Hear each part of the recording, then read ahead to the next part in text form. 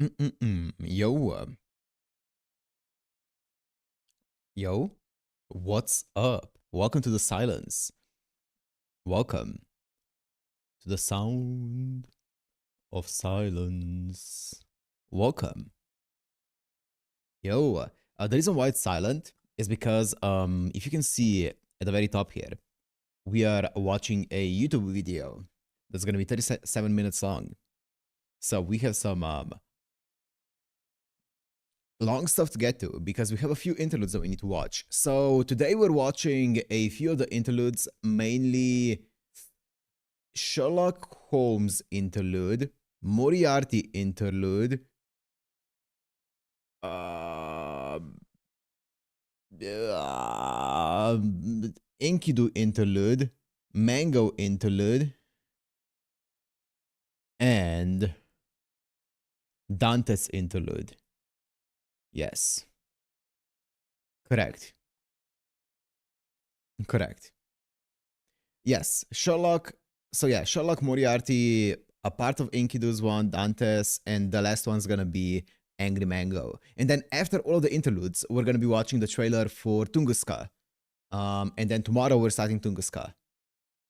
So that's why we're in the void right now, in in complete silence, because I'm waiting to start the video. I don't have the app actually open. I don't have FGO open in the background. Welcome, gents. Welcome, people. Welcome, Luna. Welcome, everyone. So I don't know how I'm gonna do these ones that are recorded. I don't think I'm gonna be reading them out because I might just normally quickly read them out aloud because I don't wanna like move frame by frame and stuff. But yeah, I guess let's just jump right into this. I think we have about 2 hours worth of interludes in this, in the recorded ones, and then I think we have about 20 to 30 minutes in the Angry Mango interlude. So it should be chill. It should be nice and chill. Welcome, welcome, Kev. Welcome, guys. So yeah, let's just jump right into the first one, which is gonna be the Holmes one. I don't know how loud this is gonna be.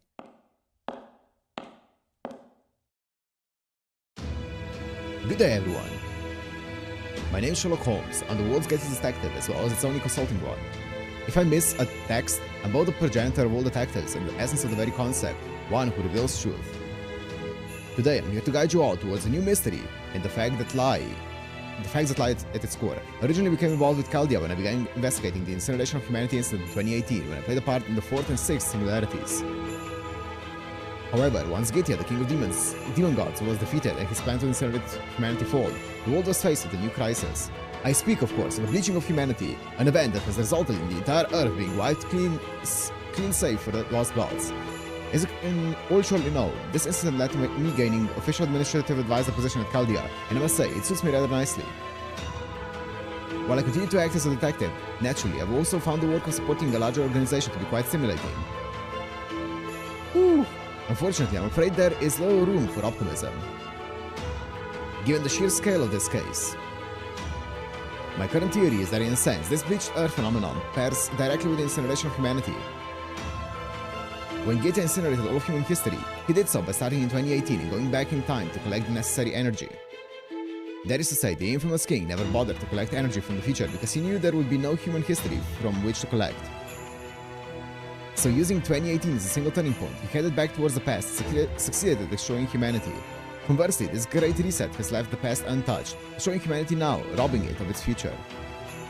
Given these facts, one could argue that the King of Demon Gods' plan was intended to avoid this very future, as it involved incinerating humanity and making Earth before it was wiped clean. Sure. It is a dreadful problem and a horrific mystery. Even Gitya believed it beyond his ability to resolve. Bad as things were, we cannot afford to stop seeking a solution, not if we are to regain humanity and everything else that was lost. We cannot, will not give up. No matter what matter of hell may await us, we must continue onward. We must. I, in turn, will naturally continue to provide my full support. I will solve this case, even if I must consume every last bit of energy in my spirit core to do so. Why, you ask? Why else? Because I am the greatest detective. I am Sherlock Holmes. Okay, it's pretty fast. If I miss something, I can go back. I'm not gonna slow it down though, because it's gonna exponentially lengthen the entire interlude. Okay, Mr. Holmes, I've finished changing the security levels of all the Lost Belts records. What would you like to do about the library's request for hard copies of them? I'm not going to make any voices, by the way. That's quite alright. I'm happy to authorize it. All parties involved with those incidents already have the clearance to view those records freely, so it shouldn't pose a problem. More so given that these hard copies will be for Nolan Chaldea's own underground library.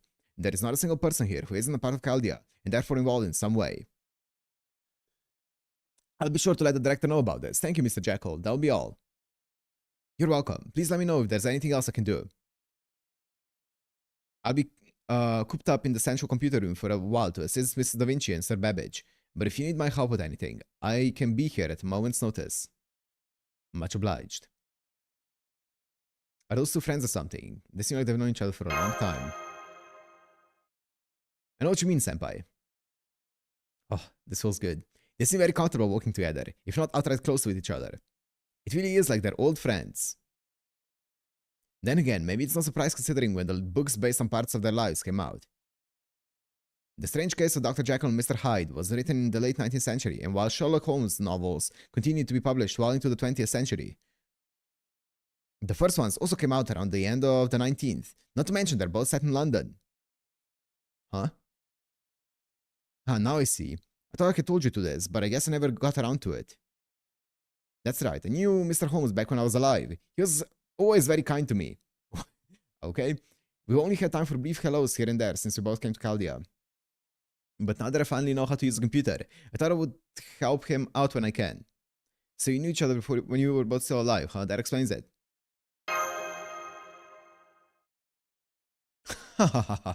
Wait, in your past life, Holmes? Come to think of it, you never did give me a straight answer about whether you really existed or not. That's what I was thinking. It was still in limbo, right? Well, I remember this. Oh, yeah, I remember this. I was, what was this again? Was this like a trial quest or what was this? Because I remember doing this and I was thinking, wait, did we already do a Holmes interlude? Because I remember like there being like a battle simulator thing that we went into. Trial quest. Okay. Yeah. Okay. Are you certain that particular topic can get rather thorny quite quickly, to be honest? Okay. Indeed, I'm always willing to obfuscate when necessary. While the irony of me saying this is a short-lived heroic spirit is not lost on me, as a general rule, one mustn't try to unravel mystics of the past.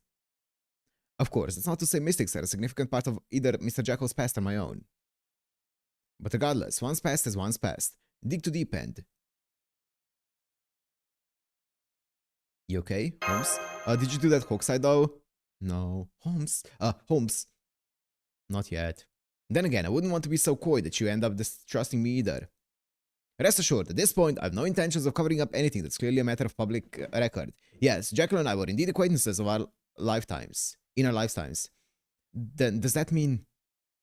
You and Mr. Hyde once went toe-to-toe like something straight out of a fanfiction dream match. I do love that you're clearly such an avid reader, Miss Kyrielite. Indeed. It's little wonder the question would be... Yep. But I'm sorry to say, the circumstances of how we came to meet were not nearly so exciting as that. They were one of my most embarrassing failures. I only wish I had never tried to avoid facing Mr. Hyde. It's not your fault, Mr. Holmes. It's mine. I'm the one who agreed to organize those case records, and read some of the ones I was clearly told not to. Not to mention, I was the one who ended up entangled in the spiderweb connecting to those records. Led by the diabolical Moriarty. What? Moriarty? I was always fascinated by evil. So I think when I tracked down Moriarty, the wicked spider himself, my own evil side couldn't resist facing off with him. Hang on, Jekyll. In R.L. Stevenson's novella, Dr. Jekyll drinks an experimental serum that causes him to gain a new evil personality, the titular Mr. Hyde. As Mr. Hyde, his very body transforms to reflect his wicked nature, and he undertakes a series of awful deeds. Dr. Jekyll is so aghast by this turn of events that he ends up killing Mr. Hyde by taking his own life. And from what I've heard, the novella is a fairly accurate depiction of the events of your life. But based on what you just said, it sounds as though the professor, or rather James Moriarty, was somehow involved in you becoming Mr. Hyde. Jekyll, could you tell us more about what happened?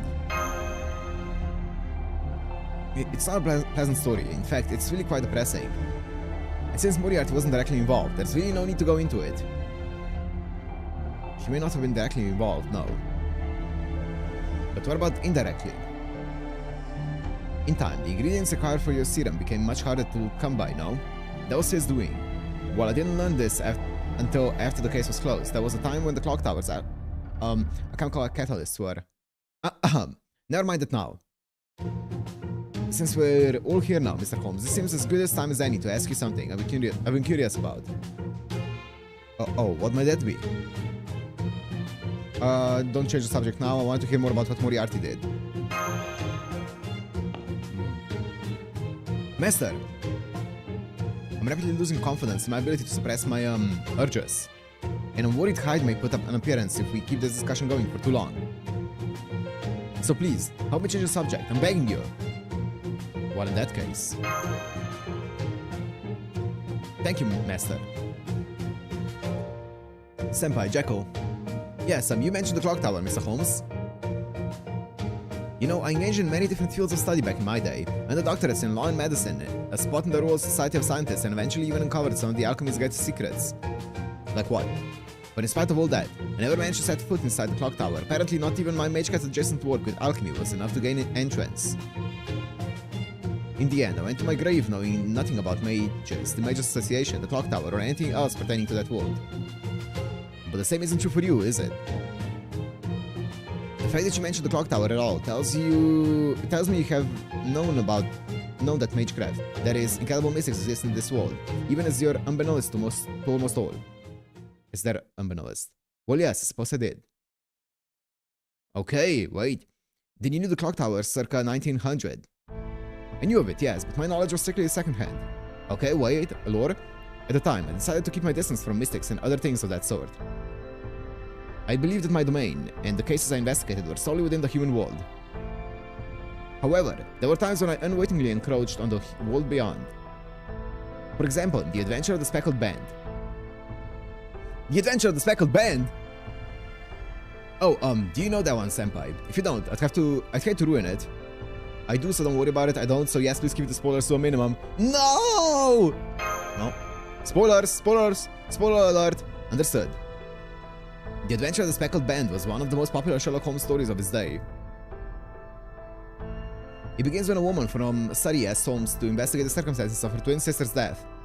Her sister died in a locked room, with seemingly no way for the killer to get in or out, and the last words she spoke were the Speckled Band. In the end, it's revealed that the Speckled Band was actually a venomous snake! Right, the Speckled Band was a snake that killer had been controlling by whistling. Aren't snakes deaf? It had an incredible plot twist at the end, and I had no doubt that Holmes fans at the time enjoyed it. But it has one big plot hole, the fact that snakes, lacking ears, cannot distinguish between whistle tones, and that's hardly the story's only oddity. Yep. There's also the fact that the killer enticed the snake with milk, and the fact that the snake's venom should not kill its victim so quickly. Truly, there's no end to contradictions. Right. So the story is written couldn't be true. What actually happened? I'll tell you.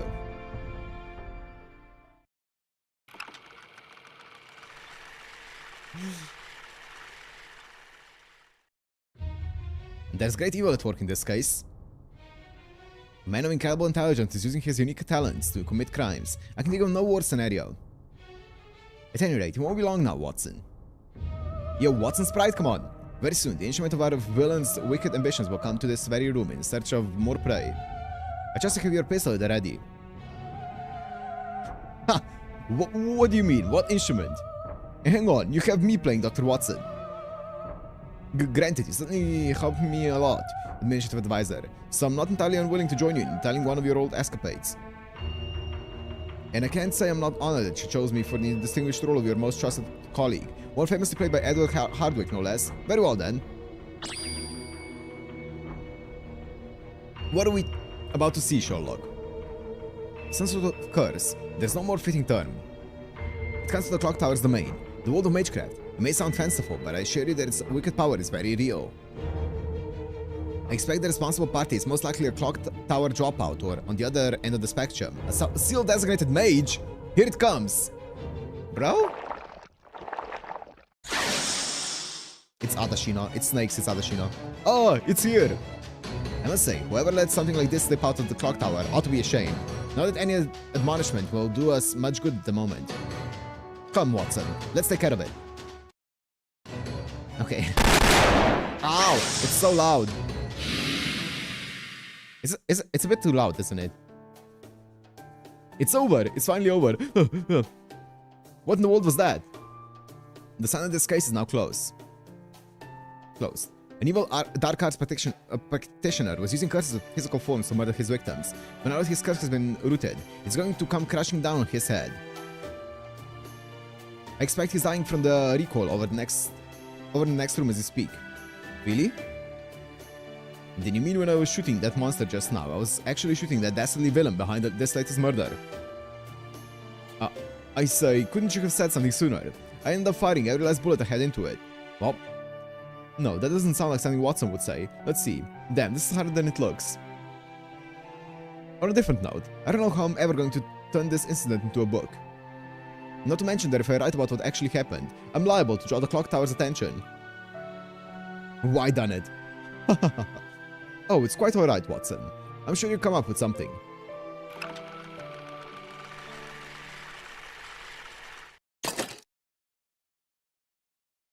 She's not old enough? I don't trust her. I don't trust her age. And there you have it. In the published record of these events, Sir Conan Doyle's novel to be precise. A different truth was substituted for the actual facts of the case, as one would expect. Nor was that the only case where the clock tower's involvement or magecraft was skirted around. You mean there were others? What about the Hound of the Baskervilles? I've always thought there were some things that didn't add up. It was Barghest, surely. That actually has something to do with the black dogs that appear in British folklore. Yeah, indeed it did. Most perceptive, Miss Carriolite. Of course it's Barghest. But I'm afraid I can't give you full marks for that insight alone. It wasn't only the black dog, you see. As a matter of fact, the King of the Storm was also involved with... The King of the Storm? On second thought, I'd best not say anymore. Oh, you tease. I expect it will be far more entertaining once I've had a word with Mr. Edison about filming it for the big screen. Oh gosh, oh gosh, oh gosh, oh gosh. Does that mean? There might be a brand new Sherlock Holmes movie made here at Nova Caldia? Easy, Mesh. Just take it easy. Your eyes are glittering with excitement. We need to get Robert Downey Jr. for it. Did you hear that, Senpai? Speaking as a huge fan of both the original books and the movie adaptations, this may be the biggest news since... Goodness, it's so lively in here. What's everyone talking about? Yo, what's up, Helena? Whatever it is, it suddenly can be an evil scheme if it's got Mesh so excited. So what's up? Helena! Good day, Madame Blavatsky. Don't be ridiculous, my dear Yelena. You know, well, I don't know, Sigur's son. You've definitely got a mischievous side to you. Sigur's son, the son of Holmes' aliases he used. I see, so you're all reminiscing, huh, in that case. Did you hear the one about the Himalayas yet? What about the, what people call it again, Sigur, Mr. Holmes, the Great Hiatus? We haven't heard the one about the Himalayas yet, no, but I do know about the Great Hiatus. You know about it, Mesh? Of course. There's a roughly 3-year period of time between May 4th, 1891, the day Holmes goes over the Ringwald Falls and Professor Moriarty, and April 5th, 1994, when the day he reveals to Watson that he's still alive. Okay, well, the Sherlock Holmes fandom refers to this period as the Great Hiatus. The explanation Holmes gives for his absence during this period in the books is that he spent his time overseas in places like Tibet and Persia. So then, when Holmes was off in Tibet, yep, after he and I both faked our deaths in 1891, he met Reinbach and I me in London, Reichenbach. We went around exploring the Himalayas together. Crazy. Okay.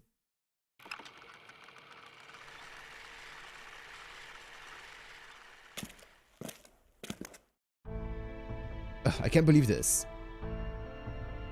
Why would the Clock Tower youngsters be coming after me now? Did I do something to upset them? They left me alone for years, saying they don't care what I do since there's no such thing as Mahatma anyway. And now, out of the blue, they start sending assassins after me. I expect they became more wary of you by virtue of the fact that you faked your death. Wary?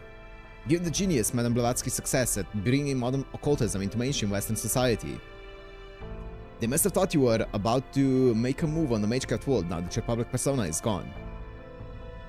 Or something to that effect. You think they were paying that much attention to me? I suppose I shouldn't be surprised that you lack awareness of your own importance. But whether you're aware of it or not, Madame Blavatsky, the fact remains that modern-day Europe is in the midst of an unprecedented occult boom. While it may not have reached the walls of true Magecraft, the group of people who believe in ghosts and supernatural phenomena is far greater than you think. Even the criticisms leveled by the Society for Physical Research have done nothing to turn the tide. At this point, it's a genuine social phenomenon, which is why the Clock Tower and the Mages Association cannot afford to completely ignore it. Remember, they were supposedly forced to add a new department at the turn of the last century thanks to Count Cagliostro's influence! Yo! And if that's true, you can be certain they are keeping a close eye on you as well. My goat! Mentioned! I see. If only they knew I just wanted to let Annie deal with that stuff so I could be free. Ah yes, Annie Besant, Madame Blavatsky's successor to present-day Theosophy. That's her. I just wanted to stop being Grandma Helena, the old occultist lady who founded Theosophy. I didn't want to deal with the British SPR and their incessant complaining, and Theosophical Society, even my beloved Mahatma. I just wanted to be free of everything. And live on an ordinary life as a kind, gentle girl, one full of hope and possibility. But I guess I never will, thanks to the Clock Tower. It may not be the entire Clock Tower behind this. It could simply be policies. Yep, one of the other departments going off on their own. Who cares? It doesn't change the situation. I was really looking forward to coming to the Himalayas. You were too, right? I was excited about seeing secret winged demonic beasts in a land where no one else has ever set foot. But instead of some phantasmals... Well... Who we got were assassins and the chimeras they brought with them. I'm sorry you have to deal with this. Reinforcements, Stand back, madam. Well, I'll take care of them. Thanks, Mr. Sigerson. I'll back you up.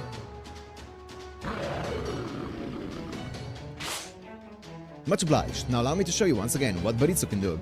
Helena came up with the theory of Akasha. That's kind of crazy. You threw a chimera? You did all this when you were still alive? Yep, just picked it up and whoosh! I have to say, it flew surprisingly well. Sir Baritsu was just as strong when you were alive as it is now. I should have known. Remember, those are not the phantasms of Greek myth, but mere imitations devised by late 19th century mages. Slamming them against the wall was enough to shatter all their bones. It's safe to say that they never truly posed a threat. By the way, when did this come out? When did this interlude come out? I'm guessing it was a long time ago, right? I'm guessing it was a pretty long time ago.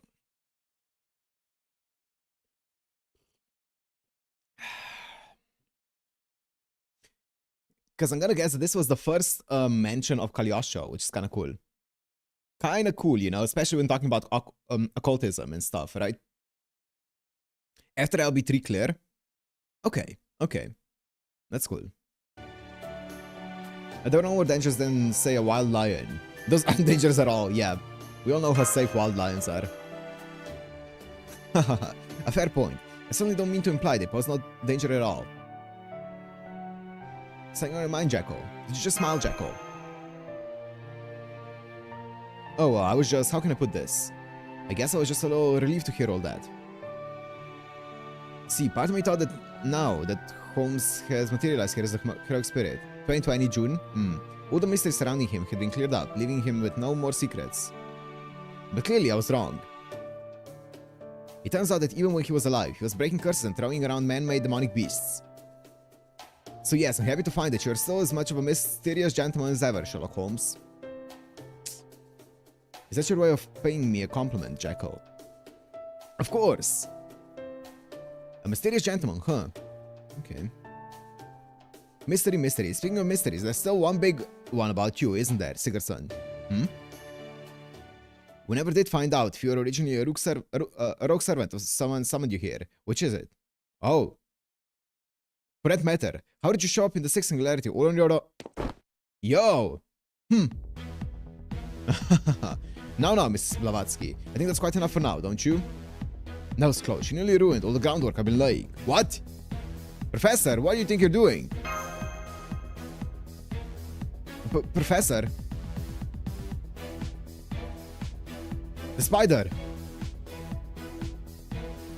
Oh yes, I do beg your pardon. It's nothing really, nothing at all.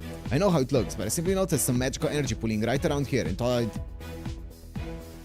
unhand the lady at once, Professor.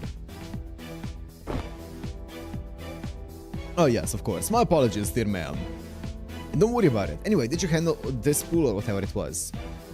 I did indeed. Worry no more. James Moriarty. The man by which all other evil is measured. And the once king of villainy and Napoleon of crime. The wicked spider who trampled all over society without so much as a pang of conscience. Surely I need not remind you of the many lives you ruined, or of the countless people you yourself hurt or killed. Now here you are, claiming to be secretly good on the inside, even as you remain steadfastly evil and unapologetic for your past crimes. And the first thing you do upon setting foot in this room is sneak up behind Madame Blavatsky's back. I'd say this calls for a heaping cup of Baritsu, doesn't it? Helping of Baritsu. My, I could hear those knuckles cracking all the way over here. I suppose it just goes to show why one shouldn't indulge one's evil side too often.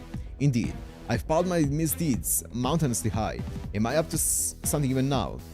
Still, all that being said, let's not get ahead of ourselves too quickly. Now, oh great detective. I'm hardly some cackling vampire going about making off with beautiful maidens after all. Or did you genuinely think a few Snyder marks would be enough to get my goat at this point? My goat? Well, great detective. Who's your goat? Great detective. What a positively stirring turn of phrase. However, I take extreme issue with you calling yourself that, Holmes. Frankly, you've got a lot of nerve acting like you're some sort of hero of justice. Or is my recollection of you naming yourself the ultimate arbiter of truth mistaken? That you mediate facts in the middle of preserving human history, in the name of preserving human history. There's no need for humanity to know the full truth. Indeed, they must never know. That's precisely why I was given this ruler spirit origin, to be both a mediator and an arbiter.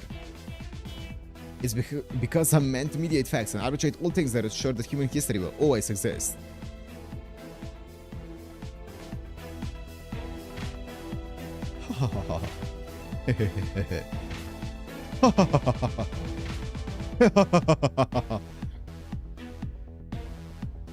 You created a noise block in the mainframe, caused the Valkyrie to go berserk, created a mechanical Elizabeth. Indeed, it would take me days to recount your various misdeeds committed solely since coming to Caldia. He made Mecha Ellie? You're the King Spider, still scheming and plotting as much as ever, yet you act as though you're some benevolent protector of Master. Where does the truth about you lie, Moriarty? You wish to know where you can find it, old boy? Alright, that's enough.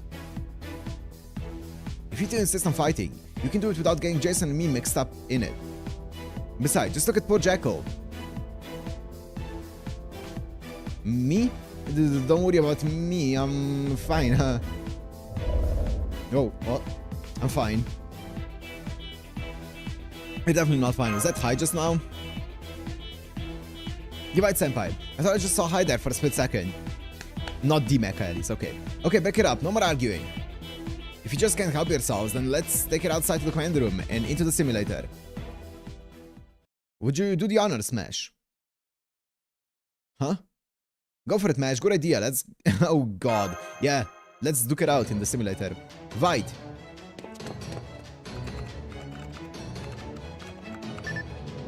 Arranging simulator settings now. Let's see. How should I split up the teams? White, Team Detective versus Evil Army, of course. Wouldn't you agree, Mr. Hyde?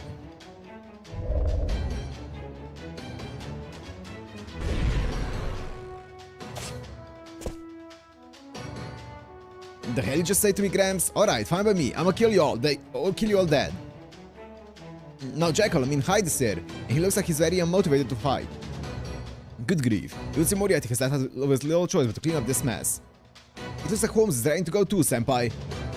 Then let's get this combat simulator started. Or simulation started. Snap and it's over. Blink and you'll miss it. Oh damn, okay. No, you got me. Oh, drat, now my favorite coat's all smudged. Very well then. I think I'll be on my merry way. This burrito really did a number on my poor back. Oh yes, I'll do hide. What the hell are you talking about? I can keep this up all... I said that'll do.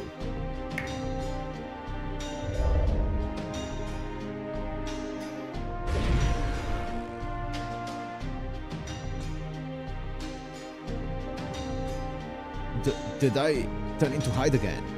Now, as they say nowadays, sayonara, suckers! Of course you'd say that. Of course you'd say that. Good grief, since he threw subtlety out the window today. All that aside, this vision of London, permeated by demonic fog, certainly does bring back memories. The first similarity is where you accepted their request from Babbage, right, Holmes? Yes, it is. Unfortunately, I still have yet to fully complete it, much to my chagrin. That the first murder of humanity was prevented when Gitya and his mass acceleration plot were defeated. It was not long afterwards that a second plot to murder all of humanity began in the form of the bleaching of Earth. Yeah? This is easily the largest murder case in all of history. As such, I must do everything I can to solve it, starting with finding out why the foreign god did it. Yes, the foreign god, a mystery of truly unprecedented scale, and being we still know nothing about despite having conquered numerous lost belts. I've no doubt that I was given this through a spirit origin in order to unravel this mystery, and yet... At any rate, as a detective, I'm obliged to determine what true evil is. And given that I no longer have a human life to take care of, I am more defective now than I ever was in life. Chagrin, yeah. Indeed, it may be no exaggeration to say that I'm the what now? That I'm the very essence of a detective, yeah. Come to think of it, I've never told you why I became a detective or what drives me to pursue cases. I've no doubt that Miss Kirilat is already intimately familiar with my backstory. She's clearly read Sir Conan Doyle's novels thoroughly, as well as seen a number of their film adaptations. But what about you, Jason? Oh, I was wondering why they were mentioning Jason earlier. It's the main character. Okay, as you wish. Why did I become a detective? There's one word that sums up my reasons nicely. Justice. Justice. Yes, justice. Believe it or not, I fight for justice. That is, what is good and right. Surprised? While some famous detectives in modern stories seem concerned solely with solving mysteries for their own sake, I'm not one of them. Well, I do have a fair bit of aptitude for making deductions as well, as you can likely tell from the nature of my novel Phantasm. But even so, I remain the one and only Sherlock Holmes. It's precisely because humanity is currently facing a true existential crisis that I must never completely forget where good and evil lie. Murder is murder. It cannot be overlooked, no matter what its scope. So, I'll not turn a blind eye to one taking place before my eyes, whether that's but one victim or 7 billion of them. What about the Lost Belts? What do you think of them? What do I think of them? I think they're serial killings involving entire worlds. And what's worse, the culprit has ensured that their blood is on our hands. We're no longer merely fighting for our very existence. In order for our world to survive, we've been forced to commit unspeakable atrocities, all the more reason that the one responsible must be held accountable. I refuse to let this stand. I will see that evil trampling over innocent people, sneering at the very idea of good and righteousness, and attempting to further their desires regardless of whom they hurt, is brought to justice. For whose sake, you ask? Nobody in particular. No, I pursue these cases purely in the name of justice. At heart, that is who I am. Sherlock Holmes, protagonist of great adventures. Or protagonist of the Arthur Conan Doyle novels. Hahaha. True, I suppose I may have no right to call myself a protagonist any longer, now that I've shown you a wealth of evidence proving I once genuinely existed. But be that as it may, I'm still the one and only Sherlock Holmes. I'm a detective, the revealer of truth, and the world's first consulting private investigator. I'm also one of the first great detectives that became the archetype for many detective stories to follow, which brings its own set of responsibilities. And I have my pride as well.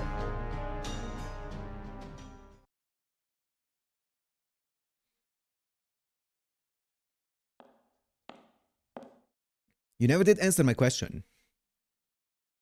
You really put on a show of it too, with all that talk about solving cases in the name of justice. But you're still hiding some pretty big secrets, aren't you, Sigerson? Good grief. I suppose it was a fool's errand to hope you would forget about that, Madame Blavatsky. Nonetheless, I meant every word I said. I only attempt to solve cases in furtherance of justice in the world. However, you're so correct. I do indeed have secrets. Furthermore, there's still a great mystery regarding me personally that I have yet to solve. Who summoned me in the first...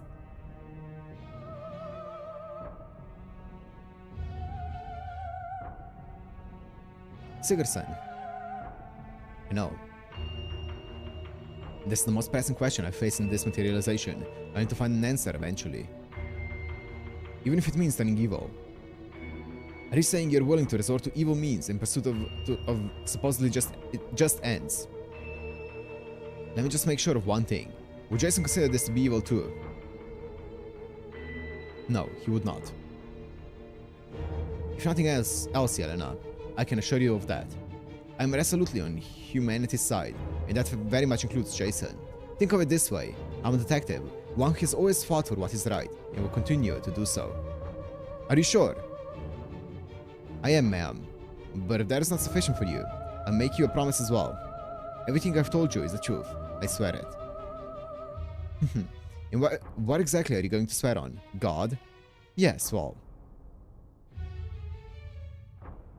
I swear it on the sight I saw back in that hidden cave in the Himalayas.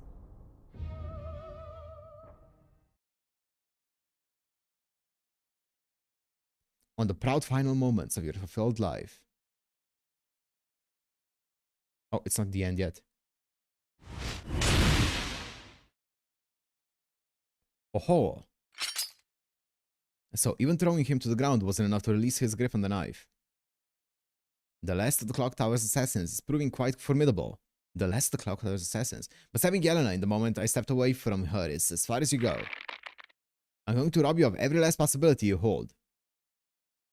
So that you can never ever harm her again. No, don't.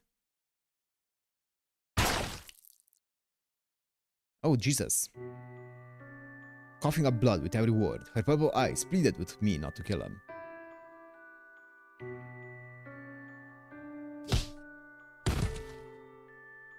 I nod and struck a vital point to knock the assassin unconscious, robbing him only of his current possibilities.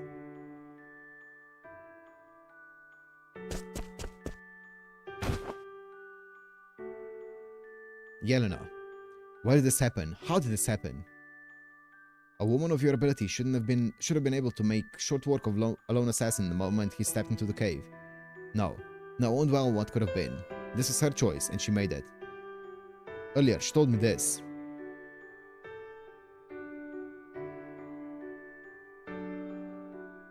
Please don't kill them, Mr. Sigerson. I want to send them all back home alive if we can. You know, I'm much older than I look. Old enough to be a grandmother. So, though I don't have any of my own, I don't think it's right for me to take the lives of people young enough to be my own children and grandchildren. After all, I'm already dead. But ma'am, you didn't truly die. That was a hoax, remember? To which he replied, I know, but the moment I cut myself off from the world, I may as well have died for real.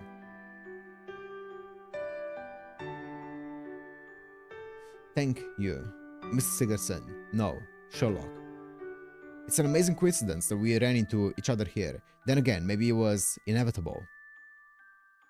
I couldn't make sense of what she was saying, but I knew this feeling. As I held her in my arms, I could feel everything radiating out from her body. Her life force was leaving her. After all she'd accomplished, she was going to die here. Yelena. I took her trembling hand in my own, holding it tight. And there, I saw it. Perhaps it was the manifestation of some mystic that secretly dwells deep in the Himalayas. Or perhaps it was a fleet of silver ships, able to cross the Sea of Stars, envoys of a great transcendent teacher that descended to Earth, to be with their favorite disciple in her final moments. Are you seeing this, Sherlock? I am. That light, it's so bright. Or perhaps it was the glitter of the last faint tears running down her cheeks.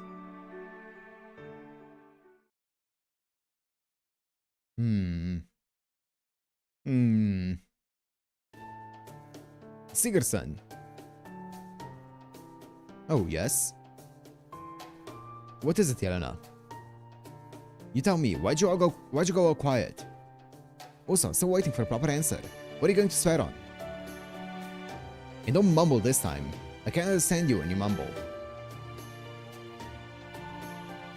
I swear on... A second thought, that's not the sort of thing one should ever repeat. Huh?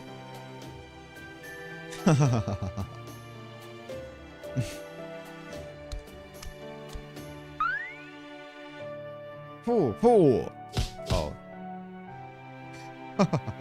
Stop that. Oh, it's nice to see 4 warming up for you for a change. Oh. Bro. Is that the end? It is. Okay. That's the end of that one. Oh. I feel like the lore, the important part is probably him talking about, you know, him possibly becoming evil, even though he said that we wouldn't perceive it as evil. A change in him. But I don't know. We'll see. We'll see. It feels like some foreshadowing there. One thing that I think about a lot is, and I'm pretty sure it still didn't happen, is Odysseus, in 5.1, said that someone is... I don't remember the exact words that he said. I think it was Odysseus. It may have not been Odysseus. Someone in 5.1 said that there's a traitor among us. And we still haven't seen who that is, so we'll see. Yeah. An imposter, if you will. Interesting, though. Cool stuff. John Caldea.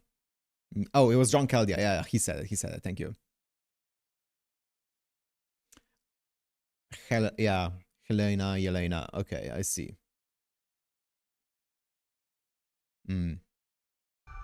Interesting. I feel like that's gonna be related to that, because my initial thought was Holmes.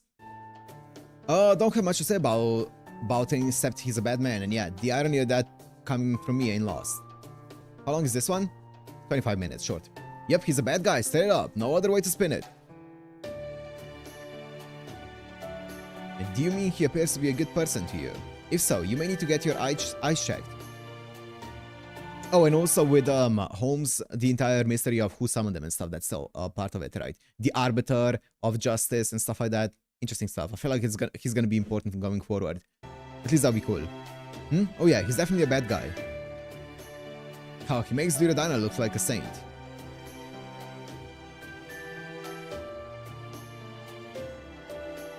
Good question. Good and evil are notoriously difficult to define and can rarely be applied in blanket fashion. Still, that being said, there are times where we confronted with clear and undeniable evil. It would be one thing if such evil were relegated to the subconscious mind. But in his case, he's unmistakably both aware of and acting upon it. He's in many ways much the same as young people who purposely act wicked, or as those who deal in violence for a living and label themselves wicked. But his wickedness is on a completely different scale. It's also not uncommon for evil people to go around pretending to be good or just. Indeed, they often have to in order to survive, for society is not kind to individuals who knowingly practice evil.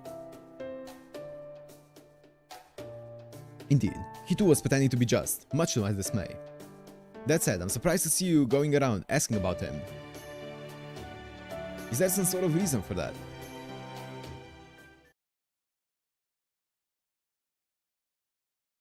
Well, there you have it. Consensus says you're a bad guy. Pretty much everyone thinks you're a bad guy, Professor. You spoke to all those servants just to learn what I would have gladly told you for the asking. Now each and every one of them is going to darken my door, suspecting James Moriarty of something untoward. Fabulous. Do you see what you've done? I'm so worked up, I've gone and started talking to myself in third person. In any event, what's done is done. But as a matter of interest, why did you go to all that trouble? You were reviewing the reports about the Shinjuku incident, I see. Indeed, the version of me here now must be The one from the aftermath of that particular incident. For that is the one who knows the taste of good. In spite of this, I'm most decidedly evil, and so I refer to myself accordingly. So tell me, in your opinion, which do you think I am? Evil, of course. What? You're serious? I suppose you're not entirely wrong. Indeed, you have a sharp eye. Wait, give me a second. Give me a second. Sorry. Give me a sec. I have an important text.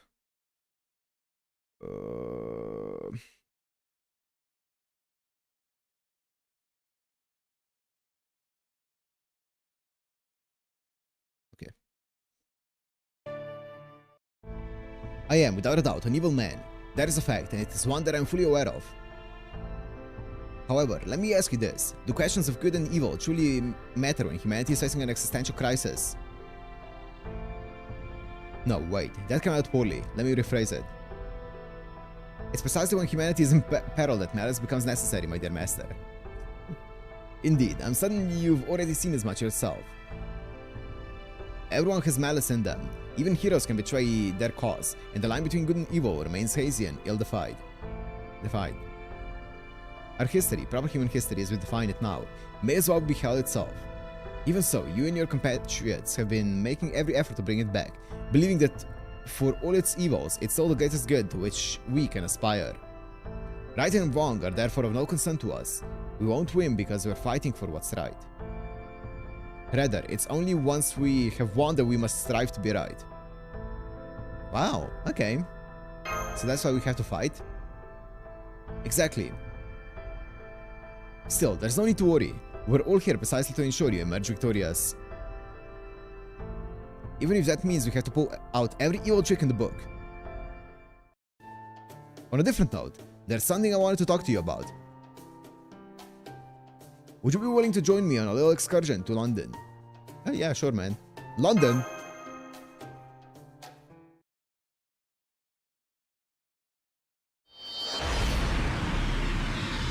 What, are you shifting?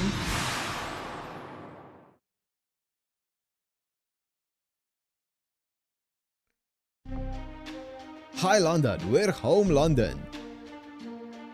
And we're here to fix your singularity. It's always good to see children in such fine spirits.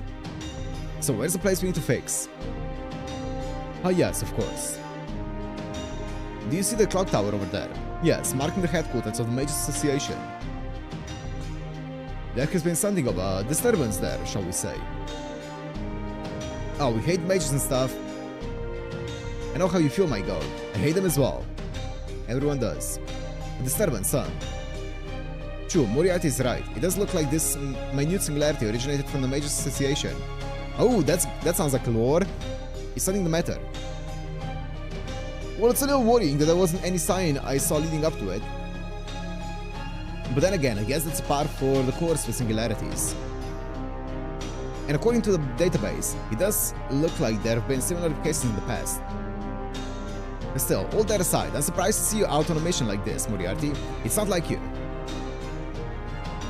Hey now, I'm quite certain I've been helping out here. Here and there is warranted. It's only when it serves to further one of your evil schemes, no? Or perhaps I should say, attempted to further. Huh. Your tongue remains as sharp as ever, Holmes, old boy. It wouldn't kill you to be a bit nicer to poor old Professor Moriarty in his most humble opinion. Professor? I decided to make talking in third person my thing, as it were. Okay, you're a bit old for that, but sure. Sounds weird to me, but you do you, I guess. Yeah. At any rate, it wasn't me who caught wind of this, but the phantom spirits are incorporated into myself. Oh yes, phantom spirit Max. They're phrase sheets, and the marksman with the magical bullets. The very same. Of course, it's not to say he possesses anything in the way of consciousness. It's more akin to an uneasy premonition. I must say, I've never felt anything quite like this. Magical bullets, huh? I remember one in particular that gave me quite the hard time back in Shinjuku. Well, of course, I was practically born to give you a hard time after all. Good grief. I'll never be able to stop keeping a close eye on you, will I? Huh? Hmm? Is that, ink? Sure is. Nice catch. If you smell ink, where could it be coming from? A book? Nursery rhyme? Most likely a demonic book, I'd expect. Jesus. Bingo, there it is. Right on schedule. I doubt it would pose much of a challenge, so what say we take it out and be done with it? Yeah, it's always kind of fun getting to rip books apart. But we don't get to do that much because we don't want to upset Nursery. It makes her real mad. Well, please don't rip books apart in front of Nursery Rhyme. Cursory crime, yep, that's the one.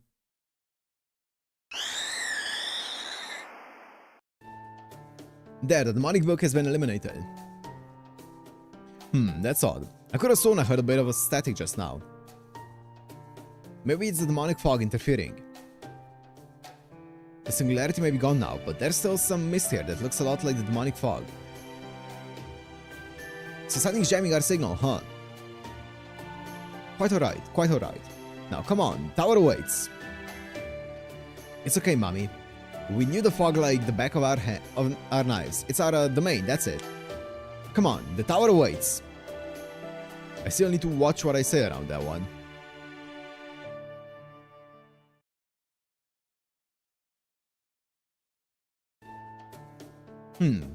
Looks like this is the place. You think somebody's here? Someone is indeed. Huh? Is that... It can't be! There you are, my so-called better half. The fool who gave in to the good side. Now that you're here, I'll kill you and take your Moriarty abilities for myself. Now I see, so you're my evil half. Exactly, and what's more, I've made my magical bullets even stronger. If you really thought you could surpass me with only your cheeky knowledge, you're gravely mistaken. I don't know, you both seem pretty evil to me. Now is really not the time, master. I see, so if you win, we'll end up with a completely evil Moriarty on our hands. You know, that sounds rather intriguing. How could you fancy taking a dive on this one, Professor? No thank you. I'm still a servant, thank you very much, and I intend to keep doing the best I can at it. I see, then unfortunately, I suppose you'll just have to make sure you win this one. Okay, we'll do the best we can. We'll bring out our fog too. Underestimate me, will ya? Come on then, I'll show you just how terrifying my magical bullets can be. Alright, master, I'll be counting on you to direct me in battle. Let's show this clown how outclassed he truly is. Okay, it's okay if we dismember that other Moriarty into little tiny bitty pieces, right? Bite? Go for it. What to do. If it's all the same to you, I just as soon not see my own doppelganger suffer quite such a gruesome fate. Fate.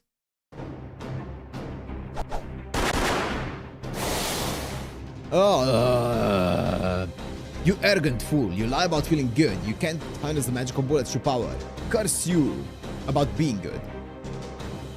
I can't entrust Moriarty to the likes of you, I can't. Then unfortunately, it seems we've reached an impasse.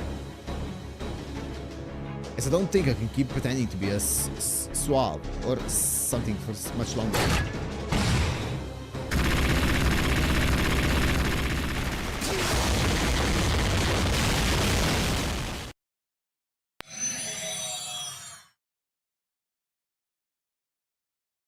Hooray, we won! Hey mommy, Mr. Moriarty? The fog's getting thicker. What do we do now? Yeah, the interference. Oh, that doesn't seem right. Oi, Holmes! Come in, damn you! Is your... thing? We can't hear you. Well, look out, more enemies are coming. Damn it, of all the times. Come on then, let's take them out quickly and find an area where the fog isn't so thick.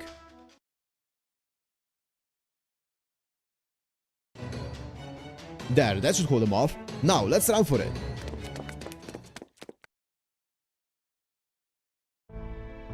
How's it looking? Well, the last thing we picked up was Moriarty saying that should hold them off. Now let's run for it. After that, the line went completely dark. Luckily, I can still track Master's vital signs, but that's all. That's the same fog we saw in London way back when. Guess all we can do now is wait for our comms to come back. Oh, the comms are back online now. Huh, that was faster than I expected. Hey, can you hear me? Yes, I can, Moriarty. How's Master? Is he alright? Moriarty? Oh yes, he's fine, not to worry. I'm sorry, it seems we have a poor connection. If it feels like I'm taking a while to respond, that's why. A bit suspicious. Not at all.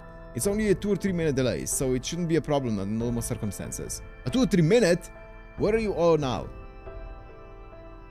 We're hiding out underground in the Major Association. Thankfully, we're the only ones here. I do hope you'll let me know once we're able to return. Understood. It might take a little time, but I'll be sure to let you know.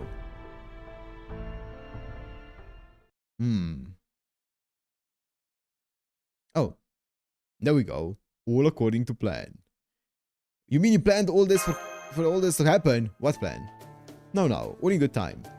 And since we don't have much to spare, we'd best gotta move on. Jack, would you be so kind as to keep a lookout? Okay. What's going on? Oh, and one more thing.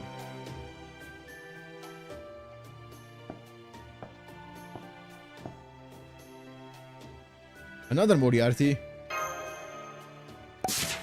Nursery. Oh, that was so much fun. What a joy it is to play new characters. But do try to be more careful, Jack. You very nearly dismembered me for real. Oops, we're sorry. We guess we got a little carried away. Oh, you. I'm not just a bundle of construction paper, you know. Nursery rhyme, you were that other Moriarty. Yes, I was. At my request. Duh, must say, Nursery, did you really have to ham it up like some cliched old-timey villain? I was hoping to see at least a glimmer of intelligence under all that unadulterated evil. Oh, well, I'm sorry you didn't care for my performance. I was just acting in a way that felt natural to me. If you had any specific request, you should have prepared a proper script. I would have if I had the time. Oh well, no matter. At first, I thought it would be utterly disgraceful for a book of childhood dreams and fairy tales to transform into a crusty old man. But when he offered to bribe me with a mountain of candy, I just couldn't say no. Let's share it when we get back. It's the kid squad, the tea time squad. So there you have it, my latest evil scheme went swimmingly. That's right, all of this was my doing. Okay. I can see from a withering glance that you think I'm up to something. Well, you're both right and wrong. I was, in fact, up to something, but no longer now that I've succeeded. There. If I play up the fog-induced static and the comms delay, I should be able to buy a little more time. For what?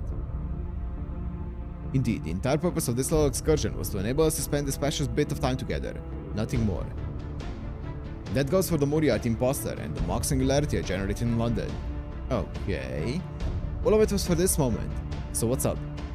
What are you talking about?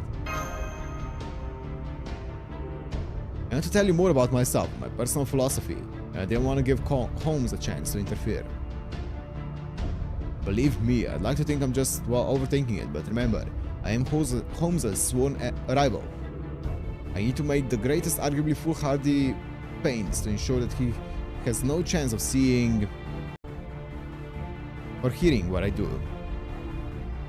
I don't have much time until our comms are back online, but better speak while I can.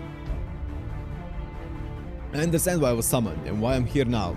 The bond you and I formed in Shinjuku explains that. In a sense, it was fortune and coincidence that brought us together.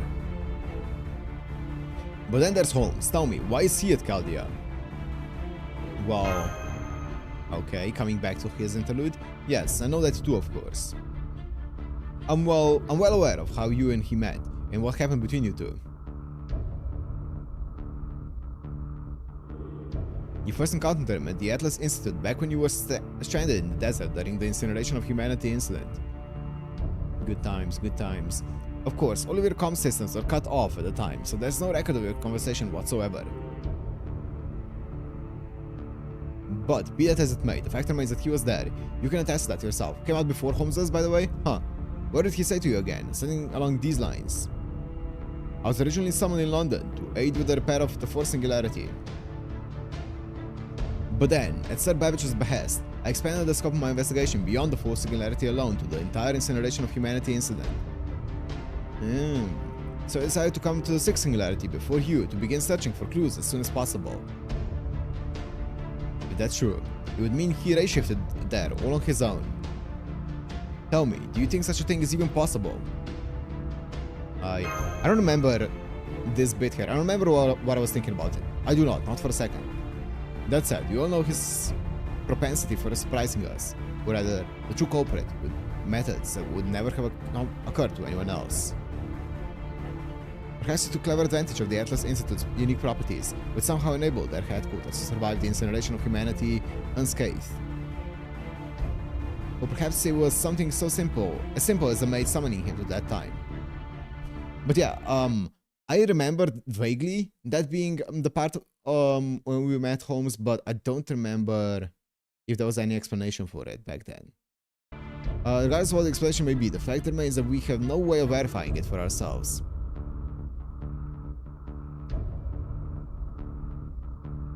So listen closely, Master, for this is very important.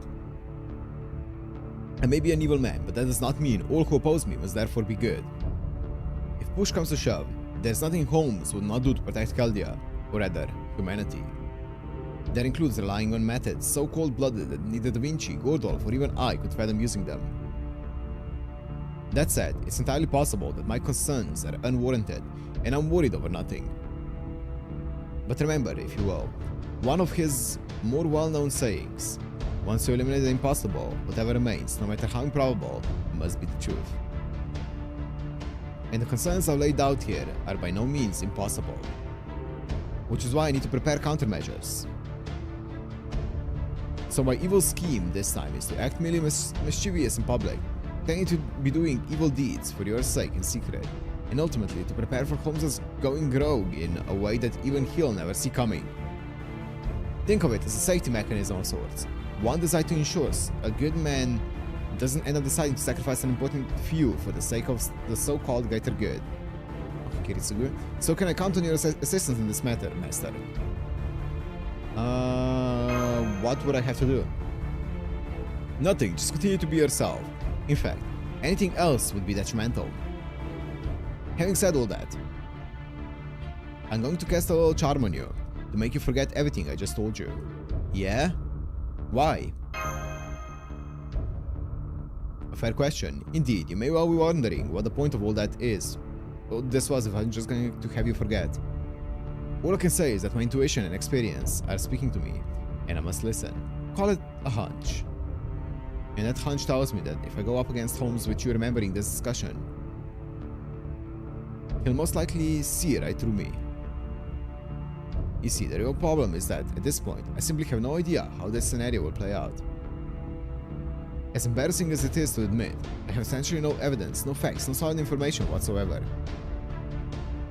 And as any professor of mathematics will tell you, it's impossible to solve an equation in which every variable is unknown.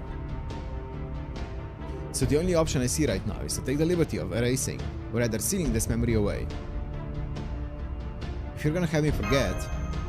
Yeah, why'd you tell me this in the first place? Why did I tell you all of this in the first place? Yeah, for very good reason. What's up? Once it has been sealed away, this memory will lie dormant in the back of your mind, waiting patiently for its time. And if that time should indeed arrive, I hope it will lead you to trust me over Holmes. Truth be told, I'm hoping this is all just a big joke. Really, the fact that he risked his life to save yours would seem to be a fatal contradiction in this hypothesis. So this is almost likely needlessly worrying on my part. Still, one never knows what life has in store to trip you up. So I figured it couldn't hurt to have a backup plan ready to go, just in case. Interesting. Alright, Master, I think it's time we headed home. Best of luck on your journey. Am I a good man now or an evil one? In one sense, it's a question that shouldn't even be asked, particularly not to myself. Will there ever come a time when I can hold my head high and prove my theory beyond any doubt? Or will I end up retreating inward only to find myself? Whatever the end result, I want it to convince me to be something I can accept. Anything less would be a failure as both a professor and as a servant.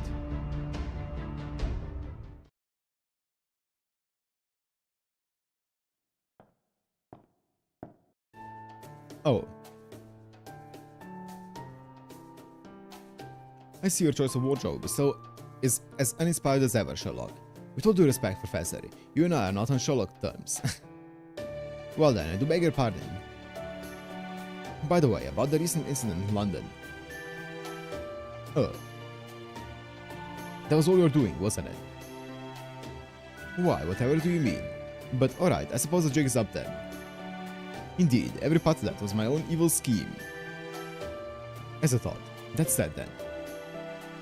Mr. Goodleton Da Vinci would like to see you about that. I suggest you go take your lecture like an adult. Oh, you have no intention of reading me the riot act yourself. No need. Not that I solved every mystery in this case. I've no interest in the disciplinary aftermath. I see. Every mystery, eh? That's right, everyone. In that case, what's my ultimate goal? Well, that would be...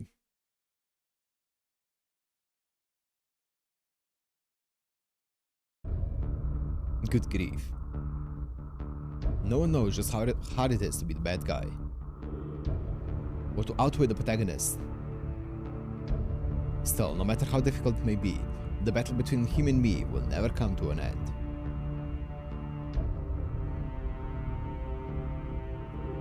Tell me, Sherlock Holmes, my immortal, unbeatable, bitter rival, are you aware of it? Are you aware of the pure madness and cold logic, pure and cold enough to make even our eyes pop out of our sockets, that lies deep in the heart of this incident? I am, of course, delighted to outwit you, but strike me pink if you let anyone else put one over on you. So I hope with all sincerity that you are able to face this adversary in peak condition. Don't let anyone else steal my evil thunder. This is neither a contest of wits nor a battle of for our lives. This is nothing less than a war of ideologies, the ideologies that make us who we are.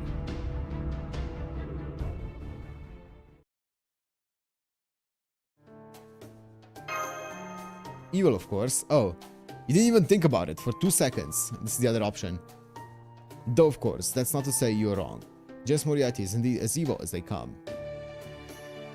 Confound it all. I spoke in third person again. Oh! I am without... Oh. Sure is nice catch. We recognize it from nursery. Maybe it's a demonic book then. Okay, those are just the other options. Go for it. Yay. I said, was it really necessary to be quite so enthusiastic about the idea? What plan?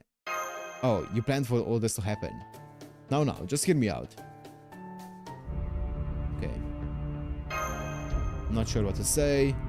True, I can't blame you for having doubts, but I do hope you can get past them. Having said all of that, yep.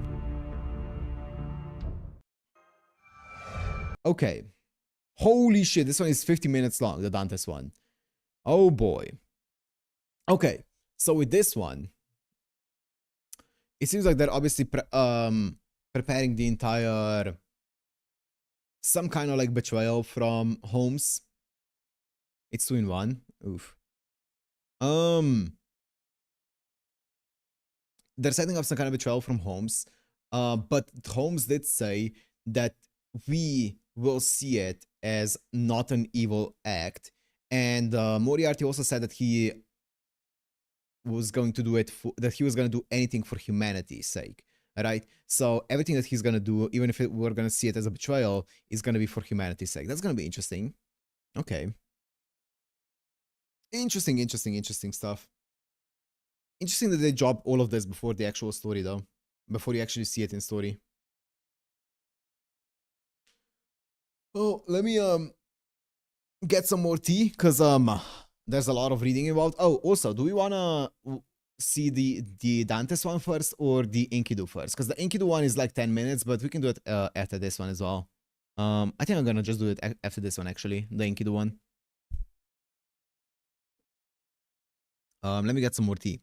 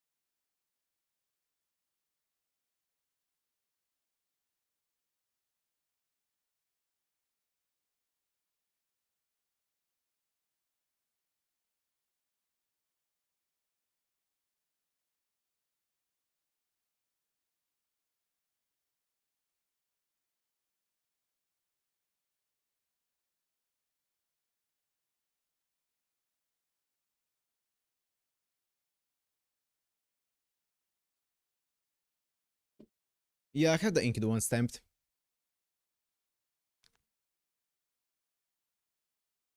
Let me just bring it up.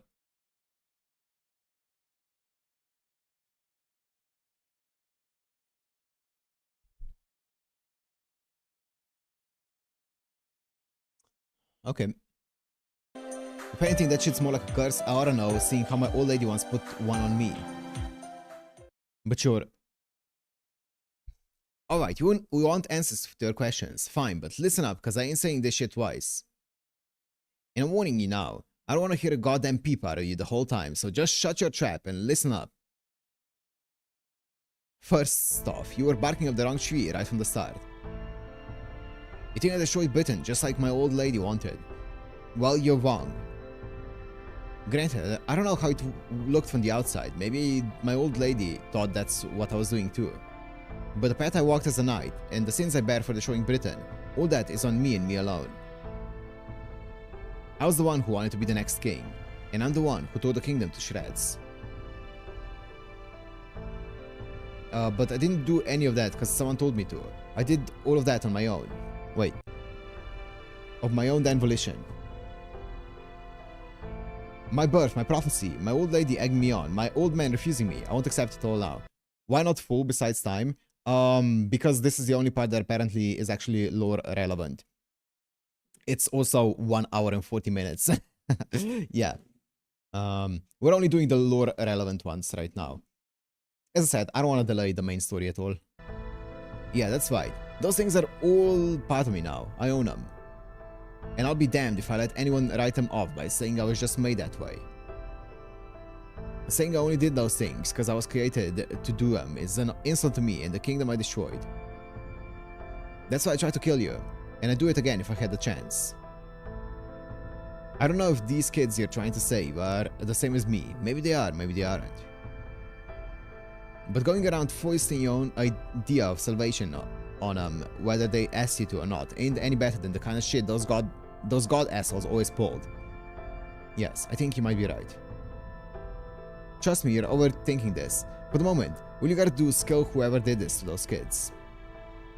Even if they're ancient gods. Way easier than going up against my old man, am I right? Anyway, that's all I got. Well, I got a problem with that. No, not at all. The only things I have for you are an apology and gratitude. I see now that I was in a rush to find something that could help. I think I was hoping to find as many clues as I possibly could to bring back to the throne before we have to leave Chaldea in a few days. Even though I'm not sure if I'll retain these memories the next time I'm summoned. Theoretically, you shouldn't. At any rate, I think that's what you told me. Wait, I couldn't read. I think what you just told me could turn out to be key. Again, I'm truly sorry for saying something that made you feel like I was making light of your life. I'll make sure to revise the data I have on you. Thank you again, Sir Mordred. Shh, don't say all that shit out loud, dumbass. Though I guess if you keep harping on it, wait. If you kept harping on it after all that, I'd have just cut ties with you on the spot. We're starting Tunguska today, tomorrow. And while I'd been fine with that myself, Master doesn't like us doing that sort of thing, you know. Shit, I almost forgot. If you tell anyone else what I just told you, well, I won't cut ties with you, but I'll knock you into the next week, got it? Though now that I mention it, I think I've told Master something similar before. Huh, speak of the devil. Here he comes now. You two good? Here they are, senpai. Thank goodness they're both alright. Good news. We just got a call from the Field Da Vinci. Hey guys, glad to see you're all okay. Wow. Old Da Vinci. Let me cut to the chase. You're all still on the simulator. I knew it. I'm getting a major deja vu for some reason. We lost track of you for a while, but at least we know exactly why this happened. It was the professor's doing. He set it up so that running the exit codes would cause the simulator to recreate a part of ancient Uruk that Shiba once observed. Before LB Prologue, yeah. This isn't the first time he's done this sort of thing, so I thought I was ready for it, but according to Holmes, he apparently had an accomplice this time. And since I was expecting the professor to pull something, the fact that a more laid-back, hedonistic personality made this modification caught me off guard. Ooh, it turns out the culprit didn't just modify the simulator's own systems, they cast their own illusion on top of it too. They must have spent a long time planning this prank. Luckily, the wisest of all kings happened to pass by, and he managed to eliminate the virus in a flash. Seriously, what's in that stone tablet of his, and where can I get one for myself? Oh, if you're wondering, he's not here anymore. He just said something about how he had nothing more to say and left. Is that Gil? Anyway, it's obvious the professor had some nefarious plan in mind for Enkidu. What would you like to do now? Should I put down an ABP and have him arrested? Put out an ABP? No, that's alright. I'm grateful to whoever did this, regardless of what their intentions may have been. Casgil, yeah. Now my system data is updated, and a limiter I had placed on me when I was summoned has been released as a result. Really? Oh wow, you're right. Your whole spirit origin has changed. No, not changed, evolved. Damn, what the heck happened in there? It's only been about an hour. Well, in human terms, I would say it's as though a weight has been lifted from my shoulders. What now? Petlar good that's gonna do what? Petlar good that's gonna do when you're all about to leave. There may yet be some significance in my remaining here, even after the incineration of humanity was averted.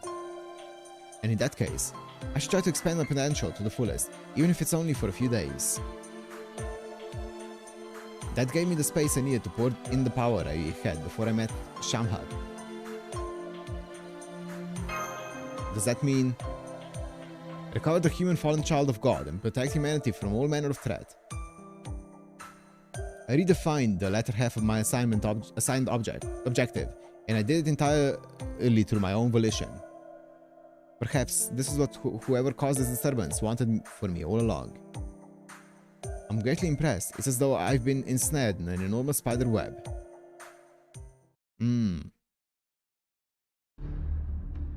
Oh, sadly, it seems that that's all for today's lecture.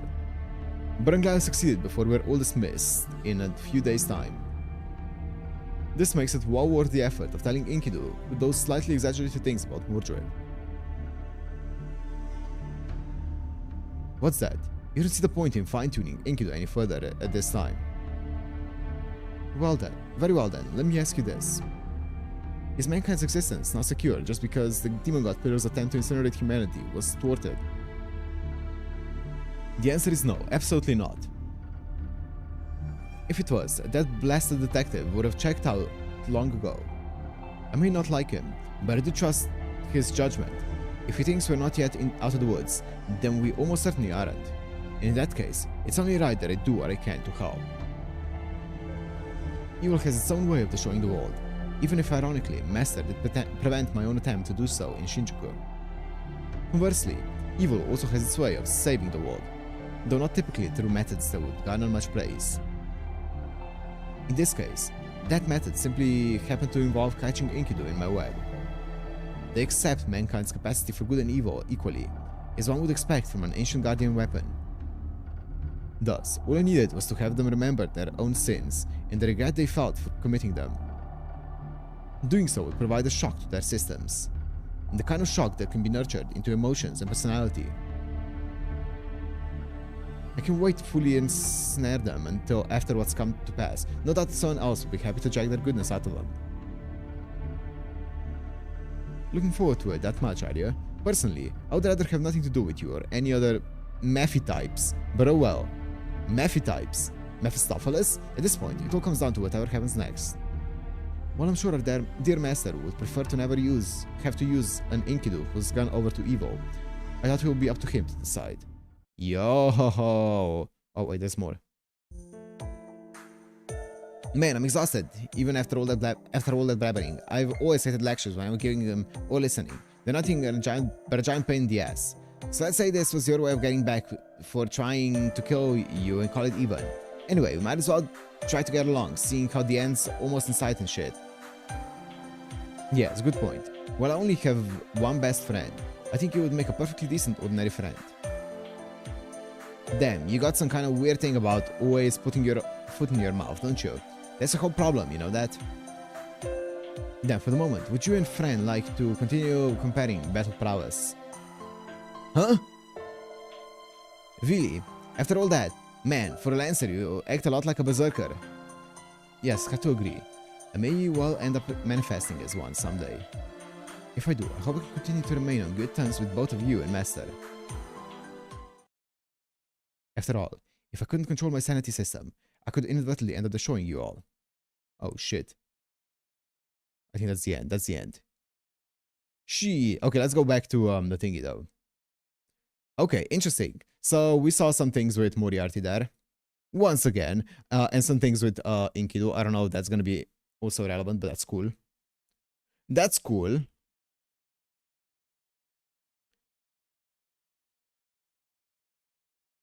Enkidu's interlude starts with Moriarty, Mephistopheles, nursery rhyme, and Enkidu playing poker. Damn. Okay, this one's gonna be a long one though. This is a 51-minute interlude for Dantes. 2 interludes, I guess. But to be fair, I think this is the first one, and then this is gonna be the second one. The second one's most of it, like 35 minutes.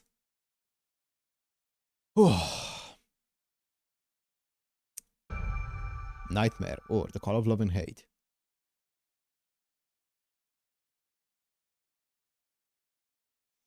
I can't see anything. Black, dark, lightless. There was only a stinking sensation, like I'd fallen to somewhere very, very deep. Or is there nothing there to see? I don't know. I can't even tell whether my eyes are open. Where am I? I don't know. Am I standing or sitting? I try to speak. My lips don't move. My tongue doesn't move. No sound comes from my throat. Ah, am I in a bad situation? My body does feel heavy.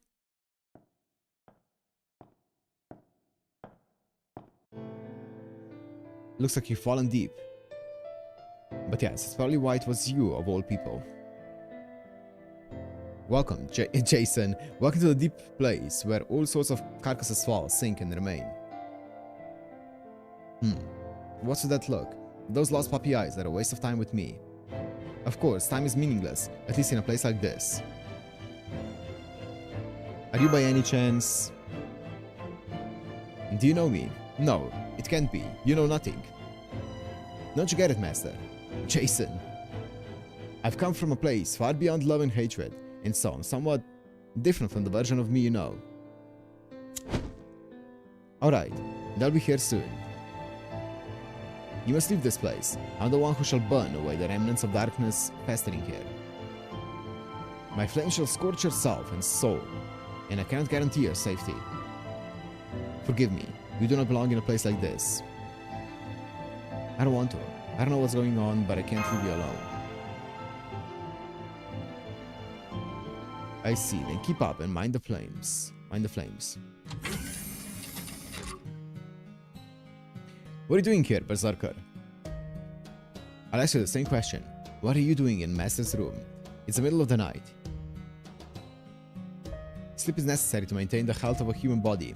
I advise you to return to your own room to rest, Mr. Edmund Dantes. I'm a servant.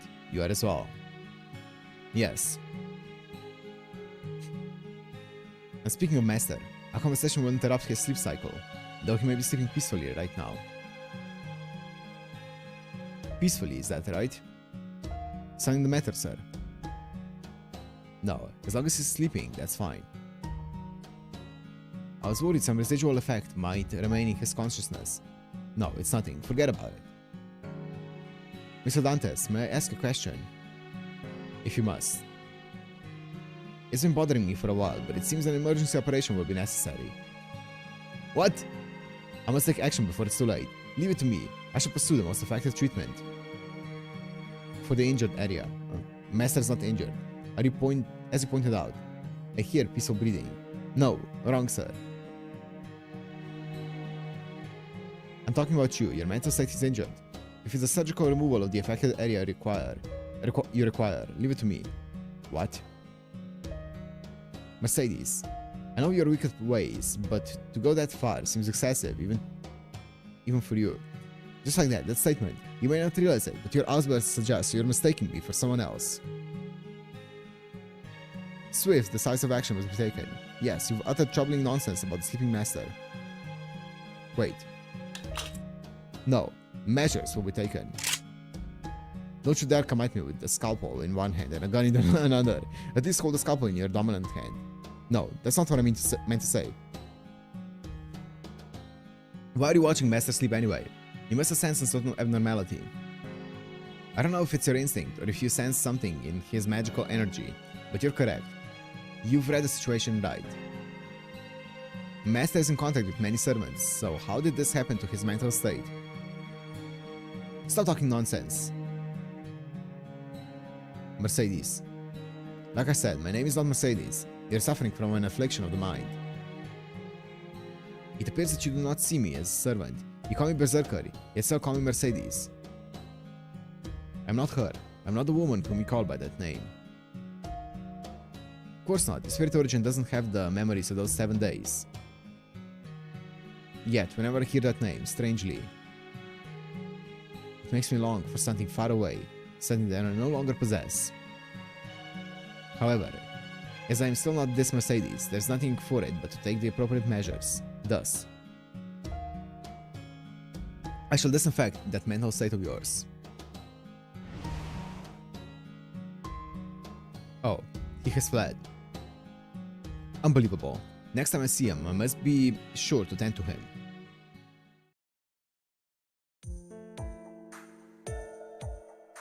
A dream where Nightingale was arguing with someone. Something like that, I don't remember it all that clearly. What a strange dream. I'm no expert in interpreting dreams.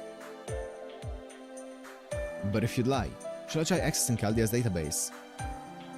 Even I can do that much. It's not like we're booting up Shiva or Trismegistus. Oh, what are you trying to perform on a Honomancy. Leave it to me. Since ancient times, as far back as the age of gods, humanity has tried to interpret the meaning of their dreams. The most famous dream of interpreter in your modern time would be Sigmund Freud. but my dream interpretation is one of a kind. I call it Hearing DC Dream Interpretation. Exciting AC Dream Interpretation. Honor Man says Dream Magecraft makes sense, because I know like oniric and stuff is like dream, pertaining to dreams and stuff. Yeah. Huh? If you shoot AC through your brain, it'll be a scanner's kind of head explosion catastrophe. You know nothing, furball. AC is harmless to the body. It's even healthy if used in the right amount. It can do anything. For example, it can observe how neurons communicate in detail. There's a cipher what is inside Jason's head once and for all. For example, what is Master's favorite dish? And of course, what's his favorite AC? Oh, you mean things like what kind of clothes Master likes? And of course, what's his favorite DC? What kind of DC? You misspoke, Edison. You're making no sense. Lucas talking. Okay, sure. They're fighting again. Those two are really going at it. It's such a childish fight. And they've already come to blows. But to be honest, observing the brain is a bit much. I'm not down for invasion of my privacy. Yeah. That's right, it's no good. It's not right to look into other people's heads. Well said, Mash. You're quite right. Things like this must be done in secret. It's my fault for bringing it up in a public place like this. Let's put both Lemur and Honormancy and the dream reading I learned directly from the Mahatmas on hold for now. I'm sorry. And you two bratty geniuses. Yes, ma'am. Don't start fighting as soon as you see each other. If you have that much energy to spare, go to the simulator. 20 consecutive Soul Eaters and Spriggans. Work out your extra energy that way. What? What did you say? Be polite. Yes, ma'am.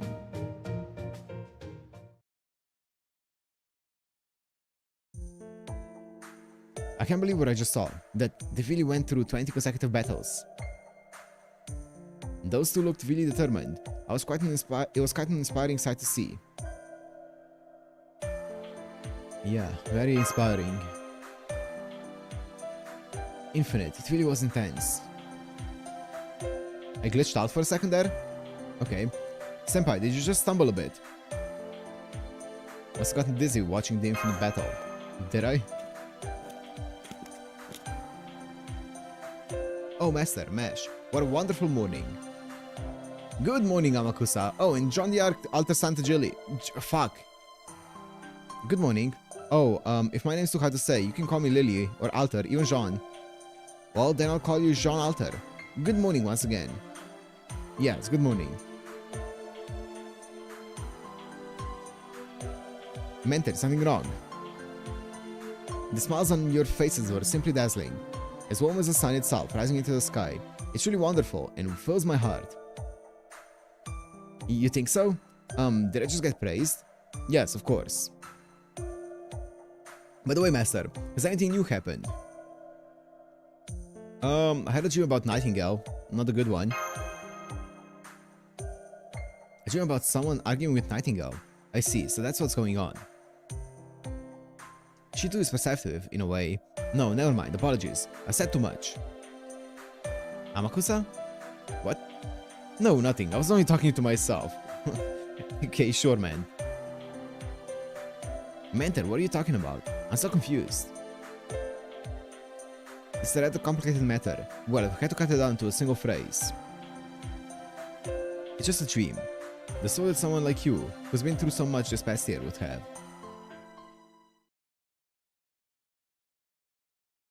What? Okay.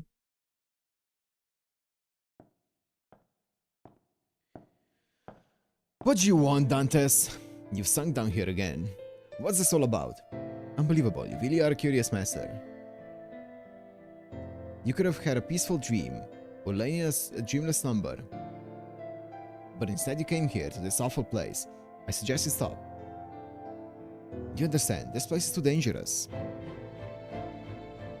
This darkness is indeed a part of your dream, but one normally would not see this. It's not a place where you should linger. The me here is quite different than the me you know.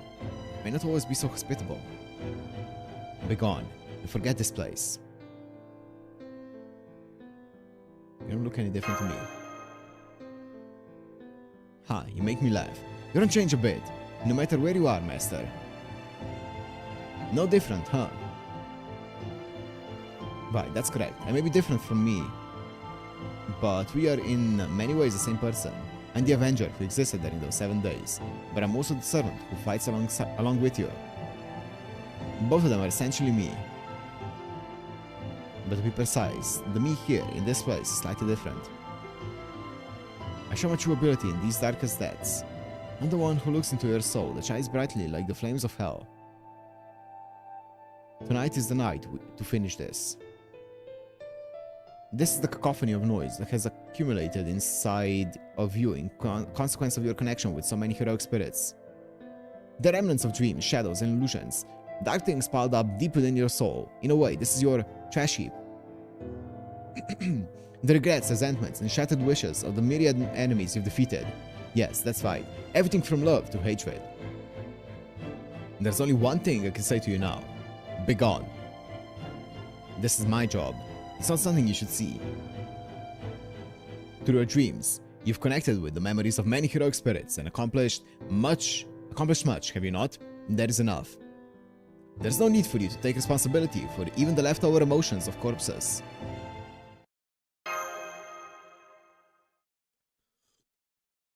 But, just in case, Jason, if you wish from the bottom of your heart, I don't want you to I can't leave you alone. Ha.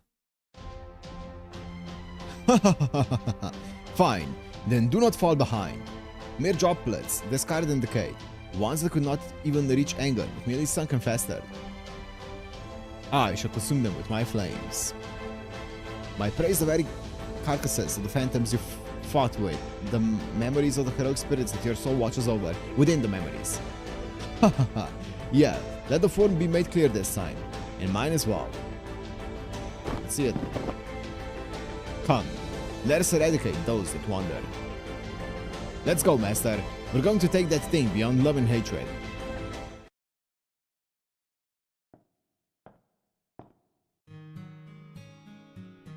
We meet again, sir. Indeed. Master's room is up ahead. Do you have business there? Slightly late. Interrupting one's slumber is bad for their health.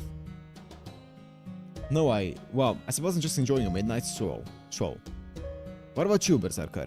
The Mage King's threat is no more. Why are you so on edge?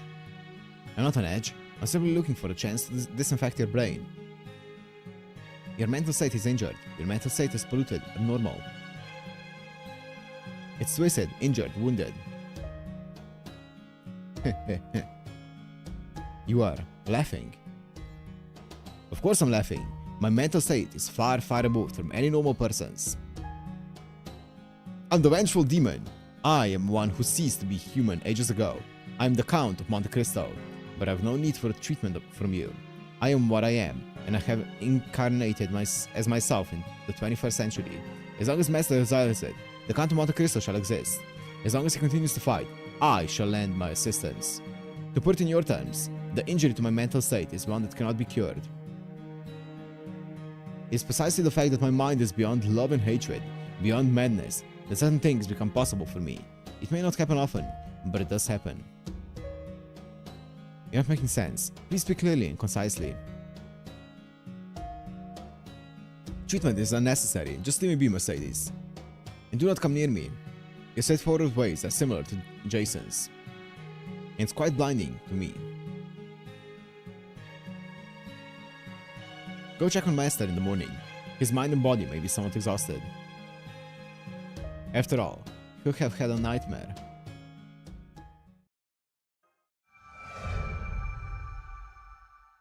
Okay.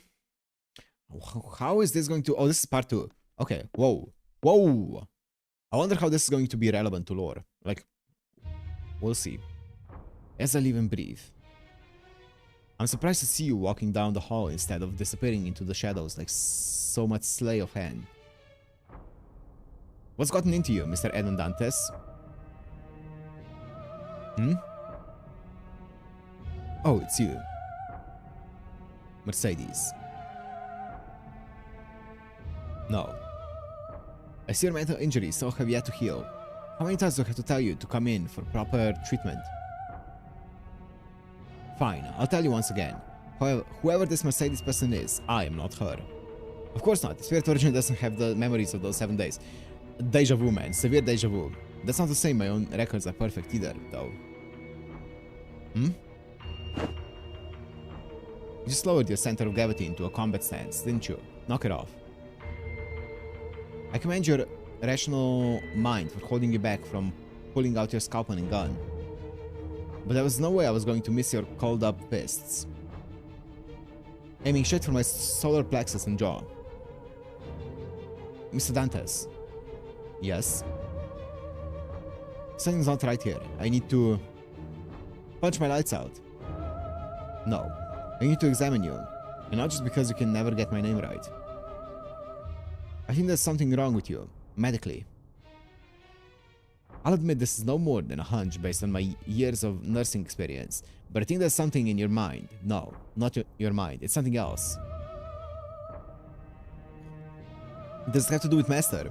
Is there another problem with his sleep I should know about? So you remember? Yes, I remember how neither we nor Chaldea's medical instruments could find anything wrong with him. And yet, you still insisted there was a problem we needed to deal with. Or maybe you dealt with that problem yourself, in a domain we're still unable to medically identify. I see your instincts are as sharp as ever, and your inner light shines so bright it's blinding. But you don't need to worry about Master. He's doing fine, at least for now. No, this problem is about... About what? I've said enough. Goodbye, Mercedes. Once again, Mr. Dantes, that is not my name. If you still can't get it right even after I've corrected you 3 times, then you leave me no choice but to take more forceful measures. You need ongoing mental health treatment. And I'm going to start by sterilizing your mind. And he's gone. Dipped. So he ran away again. He's got guts showing me the same trick over and over. Oh? Well, hello, Master. Is everything okay? Does someone need medical attention? We're just talking to someone. We're just talking to Count of Monte Cristo. Yes, Mr. Dantes. He needs treatment and rest. He's in absolutely no shape to be walking around on his own. Oh, I swear, one of these days I'm going to bring him into the infirmary, whether he likes it or not.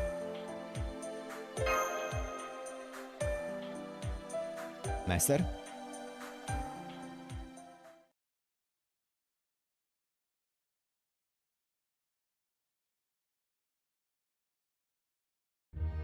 Oh, what's up, Marie?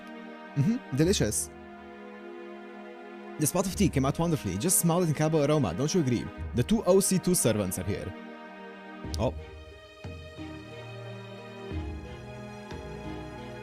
Plus the gang.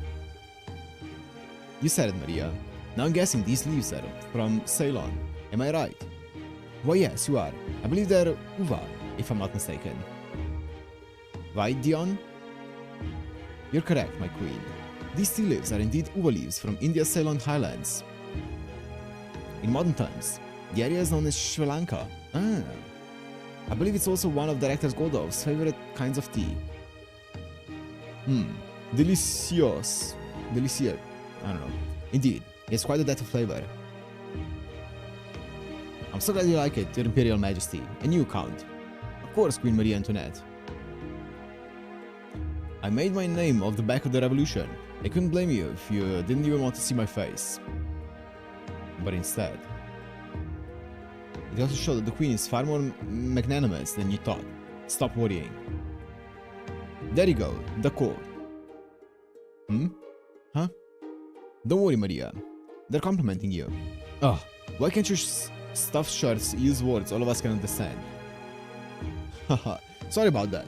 I agree, let's just focus on enjoying this tea. Très bien. It tastes like mass market distribution and peace. That's why it was an essential provision for my grand army. Of course, while luxury goods like these are great for keeping morale high, they also need to be transported and stored safely. Wow. Not even the esteemed Emperor of France could figure out a way to incorporate foreign tea leaves into his logistics, Basically. I just got a great idea, Your Excellency. If you couldn't bring along tea leaves then, Amadeus. Not another word. If you mean to sully Her Majesty's ears, then. Yikes. I was just kidding, Maestro Salieri. Don't you teachers have a sense of humor? Maestro. I'm so sorry about Amadeus, Maestro Salieri. You stopped him before he could make a bad joke, right? I should be the one doing that, but I always end up one beat too late. So I greatly appreciate your stepping in on my steed. Thank you. It's no trouble, Your Majesty. Anything for the Queen. Your loyalty is what we should all aspire to, Salieri. As a knight to the royal family, I'm ashamed I nearly let such transgression come to pass. I need to do better from now on. Loosen up, good knight. You've got to be relaxed if you want to be ready for anything. It's good how supple and flexible your back muscles during times of peace, but those alone won't do you much good. Huh? Uh-oh. Napoleon, don't you think that could be constructed as sexual harassment? Huh? No, see, the thing about muscles is, ideally, they're supposed to be soft and supple in peaceful times, and get harder still during stressful ones. I was just complimenting Dion on how nice their back muscles are. There was no deeper meaning to it. Thank you. Hang on. Did I just screw up? No, don't be so hard on yourself. East or West, most heroic spirits come from a time long past, right? And of course, it's only natural that they have different opinions on all sorts of things. Which means we're simply unable to determine the worth of our actions on our own. Hey, yeah, that's true. Don't drop your guard. He's about to drop the other shoe. Indeed. Huh? So on that note, I say we have Her Majesty pass judgment on you. Great idea if I do say so myself. Sanson, come in. And there it is. So Maria, what do you think Napoleon should do in this situation? Good question. I'm not entirely sure what constitutes sexual harassment myself, but I'm sure Dion is a lovely woman. An emperor or not, touching or inappropriately commenting on a woman's body without her permission seems very much like it goes against the chivalry code. A woman? Huh? Chevalier Dion. I knew she was an expert knight, dragoon, and spy whose gender was never confirmed. But I always assumed she was secretly a male scout who happened to be a skilled crossdresser. But this means I should have been treating her like, well, a woman all along. I guess I just wasn't sure what to make of her. Since we never had anyone like her in my grand army, you could always just ask her. So I didn't know how I should behave around her. I see. So she's actually a woman.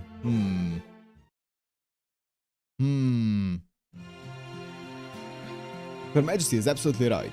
I'm sorry, Dion. Please, forgive me. I'm begging you. It's alright, stand up. Despite what the Queen just said, here in Chaldea, I thought it was obvious that I was a man. I believe that's how I've conducted myself as well. So, I suppose what I'm trying to say is... well, if anything, I appreciate you treating me as a man. Or, really, I didn't think anything of it. So please, pay this matter no more heed.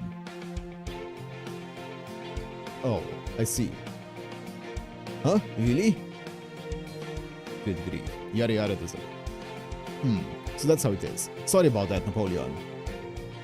Well, hey, all's well that ends well, right? Now, what do you say we dig into that cake?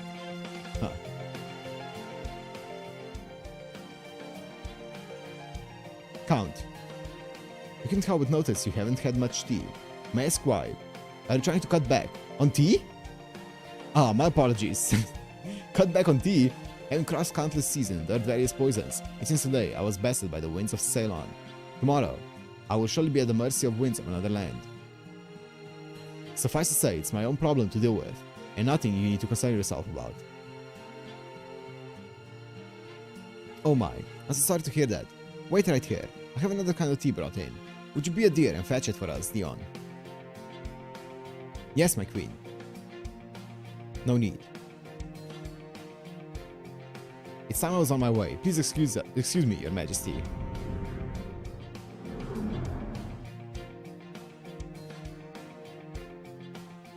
What did that say?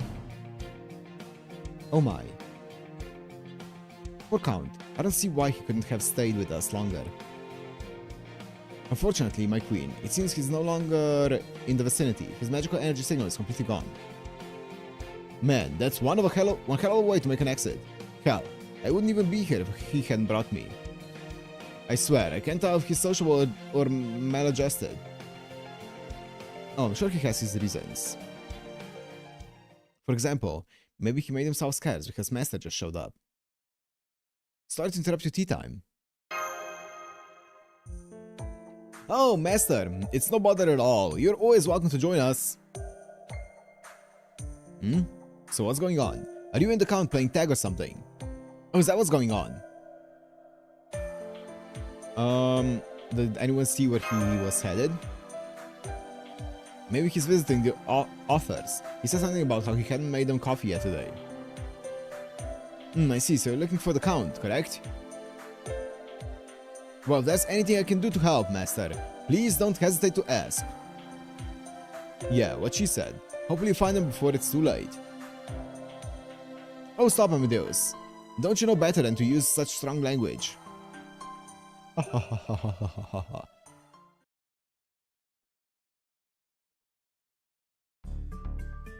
The deadline is near, and I still can't think of what to write. I swear, why does my mind always choose times like this to rehash the books I only read for research? It's quite a hellscape, my friend, and I mean that in the Buddhist sense of the word. Even if we did set this deadline ourselves, it's so impossible to remain calm when it gets so close. We're obviously running low on caffeine. Does caffeine even work on our ether bodies? As if I have time to think about that right now. That's a good question. Damn it, where's our barista? It should work, right? If poison works, so should caffeine. Who are you calling a barista? But I'm here now. Sorry for the wait. Here you are. 2 cups of coffee for our resident tortured writers. Barista, you're here. Thank you, my good man. I'm not a moment too soon. Just what I needed.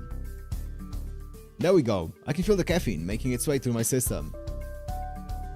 My previously exhausted brain cells are once again thrumming with life.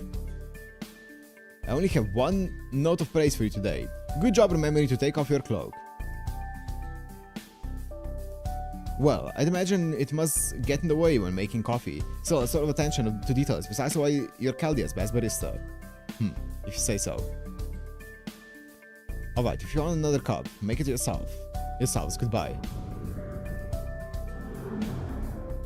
Okay, what are we doing here? Huh? He left even more quickly than usual today. Come in, it's not locked.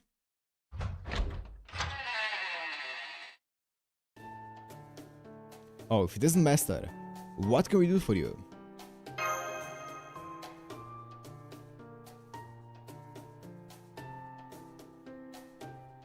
What? Is something wrong?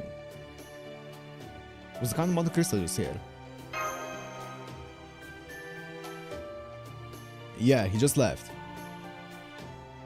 He seemed different? Not unless you count his coffee getting worse. We authors aren't usually too discerning about our caffeine, but even we can tell if it's lost its edge. If you're going to do something about this, I hope you'll do it soon. Indeed, this is a matter of life and death for us. Nod.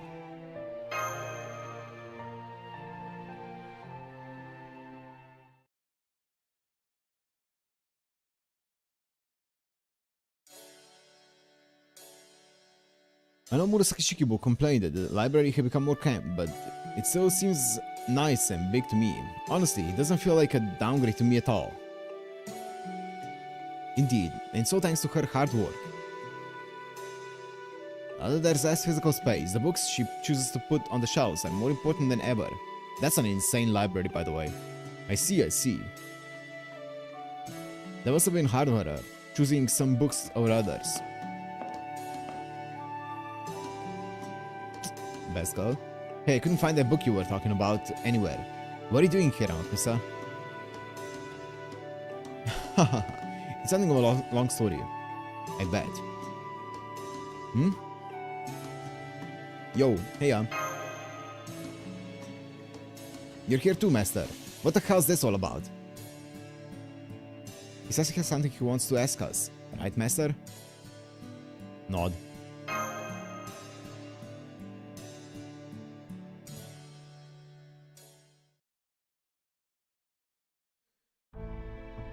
You want to know how the Count has been doing lately? I guess even you'd notice something's off. Yeah, I figured he was hiding something too. It's not much, but I've noticed that his spirit origin has been a bit unstable. Huh? His spirit origin? How the hell do you notice something like that? Shouldn't that be impossible? Oh, you mean you really don't know? I can kind of tell just by looking at him. Both John and I are rulers. That gives us some degree of insight into a given heroic spirit state. Especially when we all share the same master. And when we formed our own bonds with him, despite having very different summonings and materializations. So you're pulling out the ruler card already, huh? Alright, so how exactly is he unstable? That we can't say. There's still a lot we don't know about his novel phantasm. But I can make an educated guess and say it has to do with dreams again. Oh come on, anyone can make a guess. What's the point of being a ruler if you can't see through all that pretense bullshit? Haha, you've got me there. What's the point, Alter? As essentially your big sister, it seems it's up to me to teach you what the point is. Great point. As sisters, you should get along well. I have no sisters. Hey master, I see that oh boy, more family trouble look on your face, and I don't like it. How many times do I have to say it? She is not my sister. Okay, cute.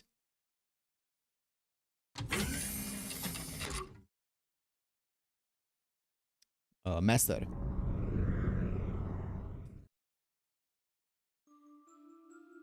It can be fun following me around all day. If you have a question, just ask me. Tell me, Count of Monte Cristo.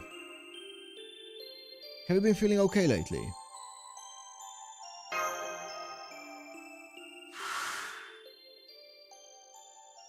He needs treatment and rest. He's in absolutely no shape to be walking around on his own.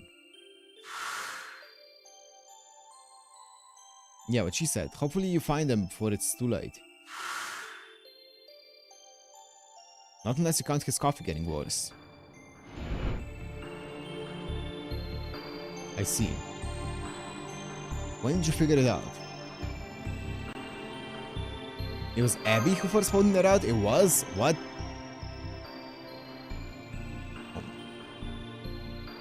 Hey, master? Is uncle okay? The uncle who's always with you, I mean? I think so. Count of Monte Cristo? Yeah, that's right. Uncle Edmund, the man who calls himself the Count of Monte Cristo and actually succeeded in becoming rich. The man who was trapped inside the prison tower for a long time and who learned how to release his heart. He who became poisonous black flame after achieving his long sought after vengeance. And then became the king of fire, burning down everything around him after taking 14 stones into his body. That man. Damn, you know a lot. Ah. No, master, I'm afraid that's not right. I don't mean the uncle who hides in your shadow. I mean the other one. Is he really doing okay?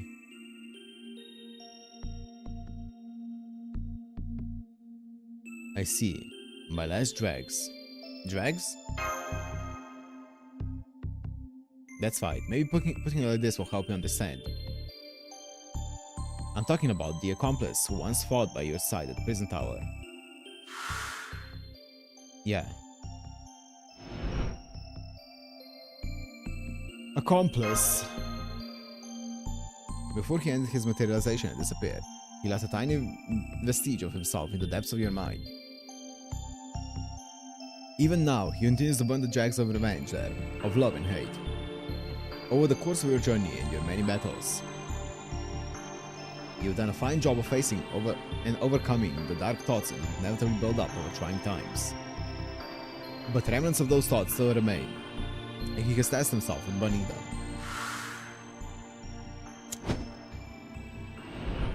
Okay, interesting. So another is burning the dregs of revenge, love, and hate in my mind. I think. I might have seen him in a dream once.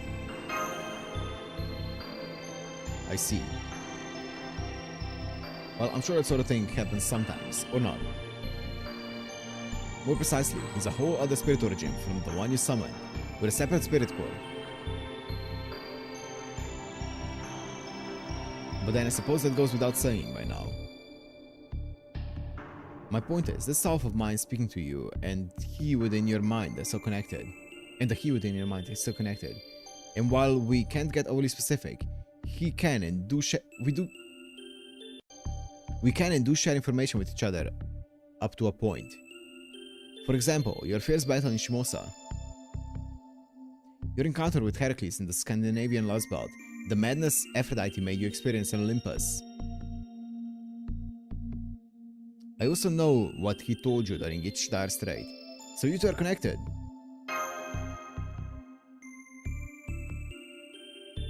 That's right, he and I have our differences, but at heart, we're still the same person.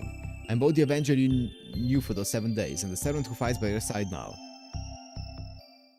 They're both me, one and the same. Yes, that's right, Uncle. And you're also sensing how your other self has become incredibly weak, right? His condition is having an effect on your spirit origin, even if it's just a small one. If you don't do something, you'll both get weaker and weaker. And eventually you'll die. We're heroic spirits. We're already no more than empty shadows of the dead. Death is never far from our side. It's hardly something that bears mentioning at this point. That's not what Maybe something happened to him. Yes, I think so. So wait. Let me go through this. So the Dantes during Prison Tower, that one Dantes there was a different Dantes who a part of him is still stored in our mind. And this Dantes here was a different one, but they do share like a lot of the memories and like experiences and stuff between the two of them. So they are like separate but the same, but not the same. They're kind of like linked, even though they're like separate ones. Right? And then the one in our mind is like eating away at our like dark thoughts, I guess, or some thoughts. Not just dark ones, because he mentioned love as well.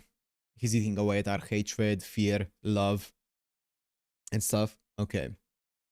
His whole spirit origin is in your mind. Yeah. Interesting.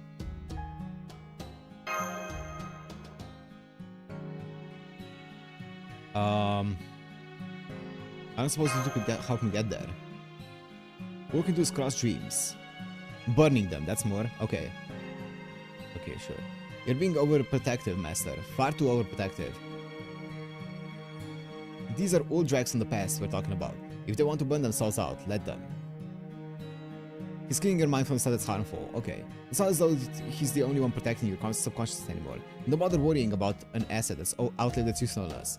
There are plenty of replacements to choose from. Is that a good thing? Is that a good thing?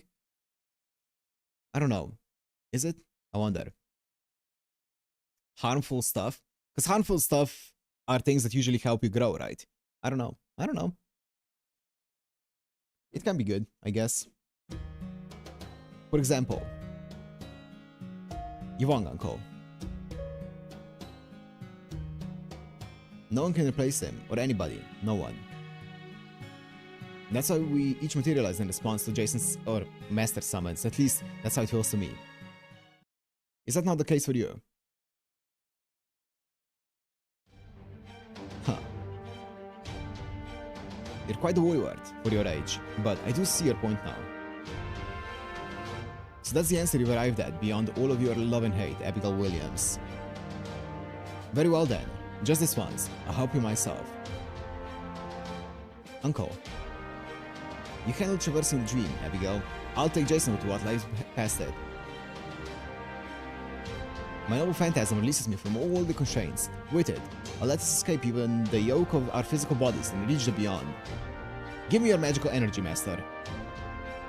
You got it.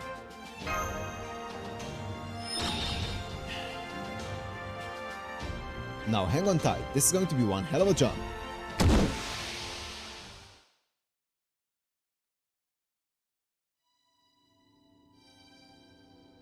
I can't see a thing.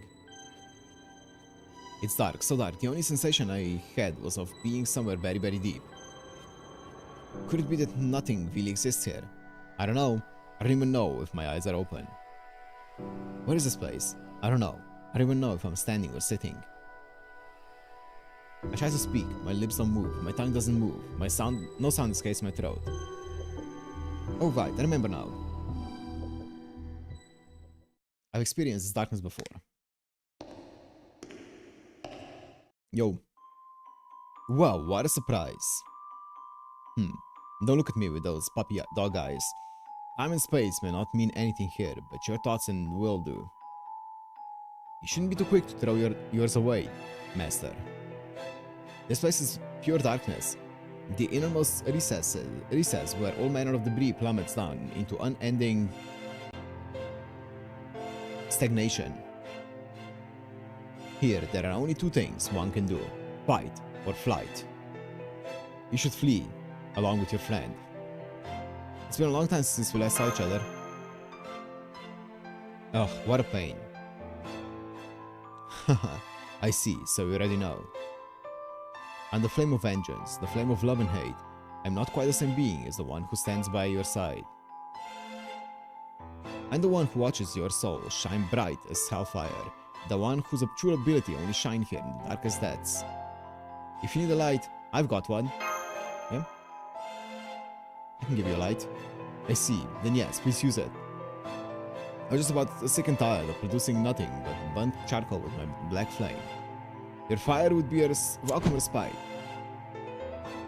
Phew. Just make sure you don't regret letting me taste this. The drags I've been seeing here lately have been fairly strong. The regrets of the enemies you and your cohorts have defeated, grudges, attachments, the love and hate of the incomparably strong. Every time I try to burn them, they return, over and over and over again. They must have left quite a deep impression in your soul. But regardless of how often they return, my demand for you is the same. Leave. Don't bother getting mixed up with these drags. Dealing with them was my job before, and it's still my job now. You have nothing you need to worry about. I'll make sure they're all burned away as long as your journey continues. No. Don't make me say it again. I'm not about to let you fight this battle alone. I'm not going to abandon you. Yeah, I thought you might say that, Master. Who are we fighting here?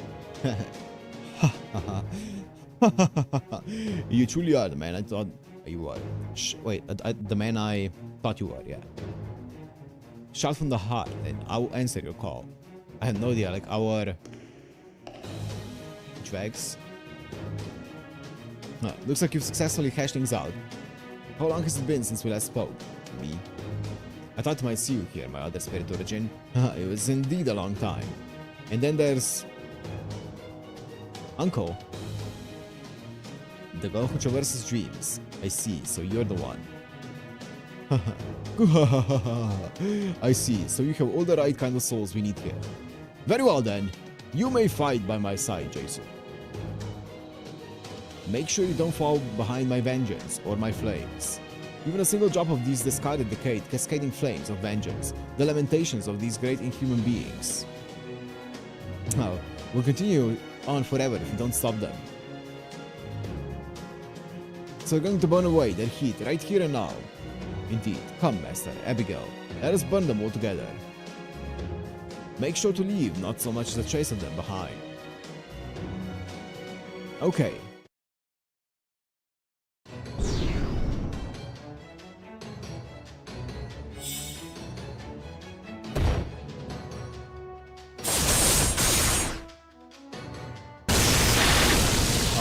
Okay, makes sense. This boss fight was traumatic. This boss fight is one of the worst boss fights in the game. It's over. No, not yet. I'm going to change forms and try again. Huh? And the other one of the worst boss fights. Yeah, the enshrined deity. Makes sense. The ancient gone from a far distant island. I see you've been busy indeed, my accomplice. Son on us.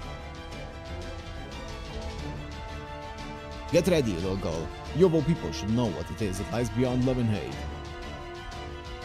Soon you'll know that thing is great lament and feel the fury of its righteous flames. Alright, here we go. Triple Dantes.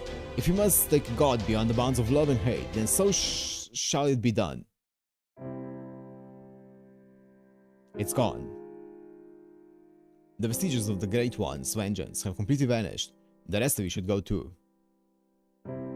This is no place to stay for prolonged periods of time. Go, leave, continue your journey.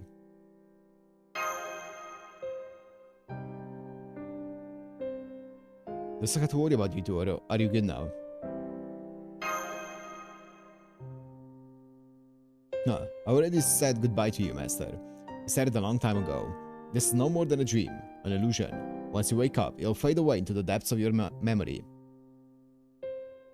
There's no point in worrying about me. You've never had time to stop and reflect on your journey thus far, and I doubt that's about to change. Go on, keep moving forward. Now is not the time to stop, my accomplice. Uncle. Let's go. Like my other self said, this is no place to stay for long. I'm sorry.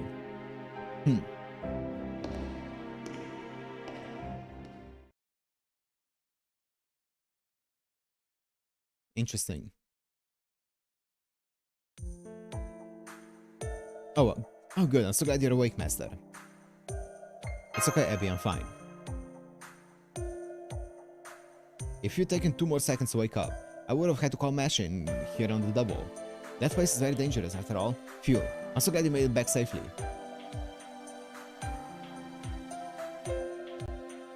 Where did I wake up in? Where's the Count? If the bed is there, was I not in the bed? He's already gone when I woke up, but look, he left something. She points to my desk, which now has 2 cups of coffee on it. Steam still rises from them, so I can tell it's still fresh. I bet it tastes great black too. In addition to that, there's a hasty scribbled note. I'm going on ahead. Coffee helps with exhaustion. Drink it. Uncle is so considerate. You just stepped on the floor? I never talked with him much before, but even so. By the way, did you notice he held our hands while we were crossing the dream? I walked across dreams before, but never quite like that.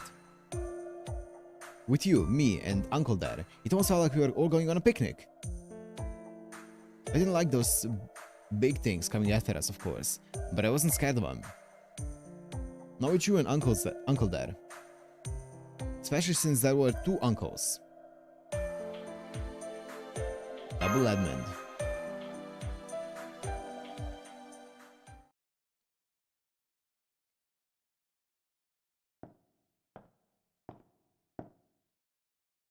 Oh, it's you. I'm surprised to see you without your cloak. Are you running a fever, perhaps? I just took it off while I was making coffee for the otters. How's this?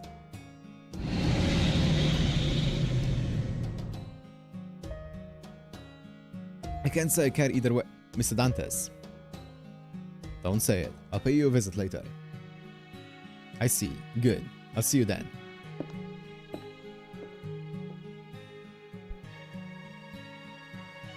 Good grief. Oh, now I see. That certainly took a lot out of me. But I was bleeding.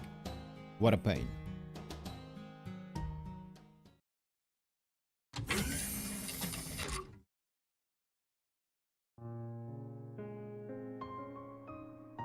The man filled with love and hate takes a deep breath. He doesn't know much about the stone Buddha's ventilation system, but here, he doesn't have to care. After all, he's a cruel, merciless avenger. He stopped worrying about following rules long ago. He lights a cigarette in his mouth. It isn't the lighter he lent to Master once. Who knows when he got it?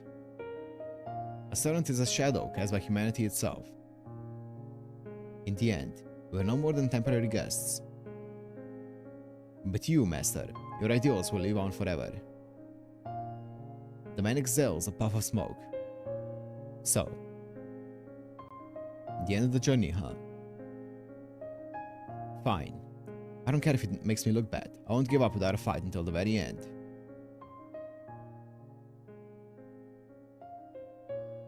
The man mutters to himself, and the cigarette goes out. And this time the man does not vanish into the shadows. That's a cool ending. That's a cool ending. Okay. I don't know what all of that is gonna mean. I'm gonna open up the game now. I don't know what all of that is gonna mean. But a lot of that was pretty cool. I feel like they said some cool stuff after the entire first 35 minutes. So we'll see what it's gonna mean though. Because wait, let me also change the audio and shit. Oh, I'm gonna do it later. Actually I can do it here.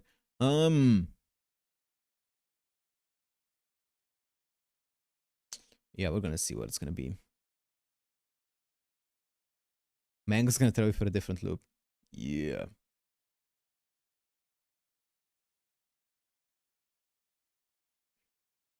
Arash!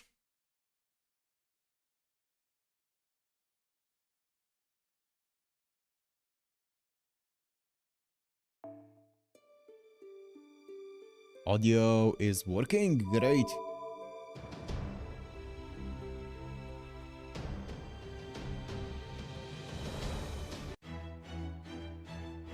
Okay. Okay.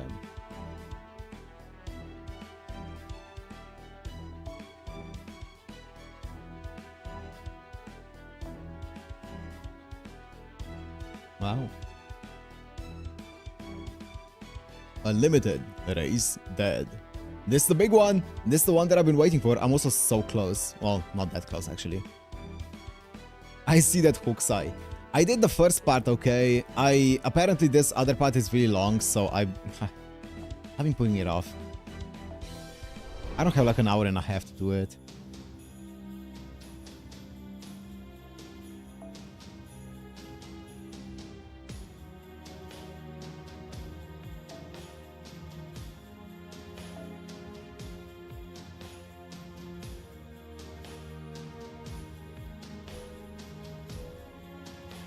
These are all event teams.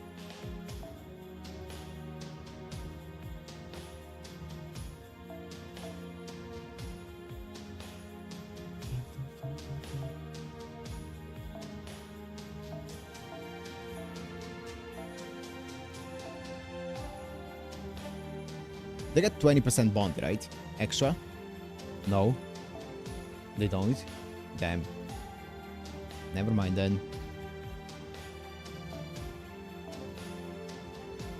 Who am I even bonding up right now? I don't remember. It's been a while.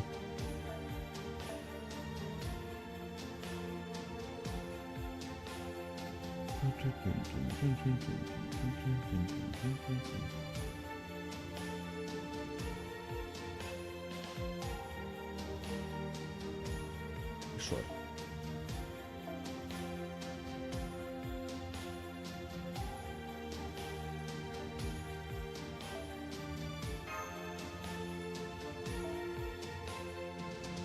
Full OST, yeah boy.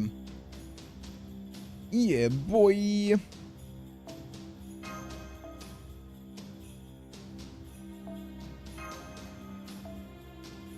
I can't even get all of them. Actually, I can get a good few of them.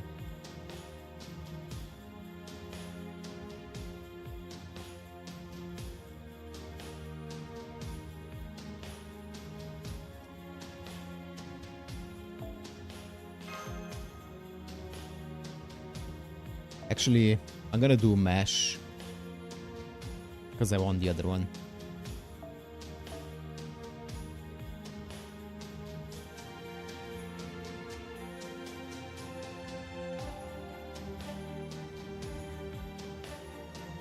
Pop.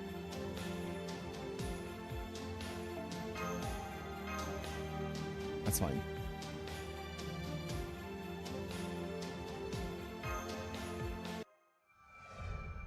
We will play the Mahou event.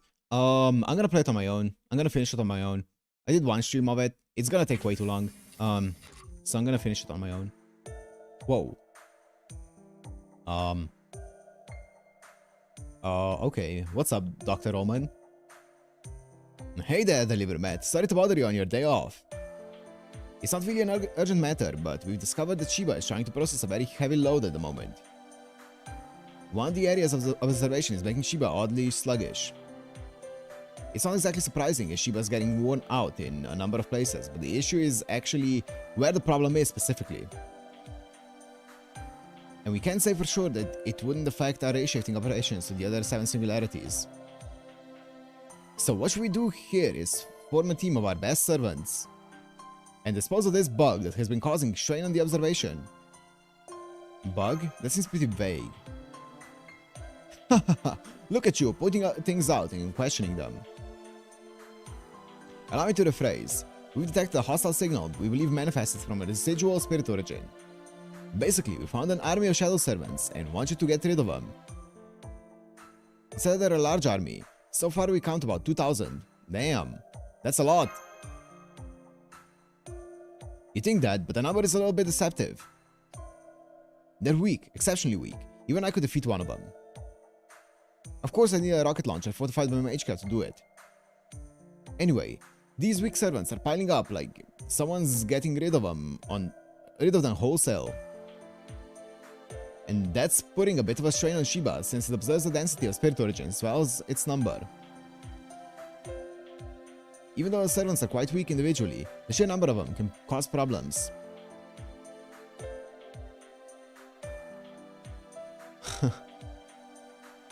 And that can lead to observational errors and critical singularities. So I'd like you to head there and eliminate these shadow servants. I'll leave choosing the team to you. Actually, all you have to do is raise shift to the location and summon your servants. The servants should be able to handle these enemies without much direction from you, really. So, where are we going? Sure, where are we going? We'll be raise shifting somewhere you're quite familiar with, actually. It's Singularity X. I want you to go back to the flame-contaminated city, Fuyuki. Okay, let's go.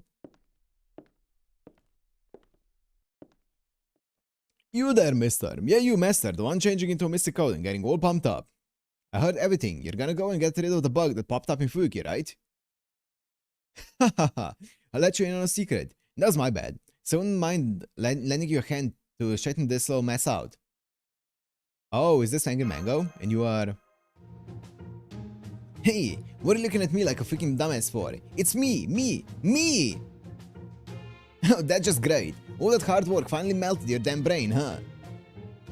Can't remember names and faces anymore. Means you're losing your marbles. Better think your whole way of living your weird damn life.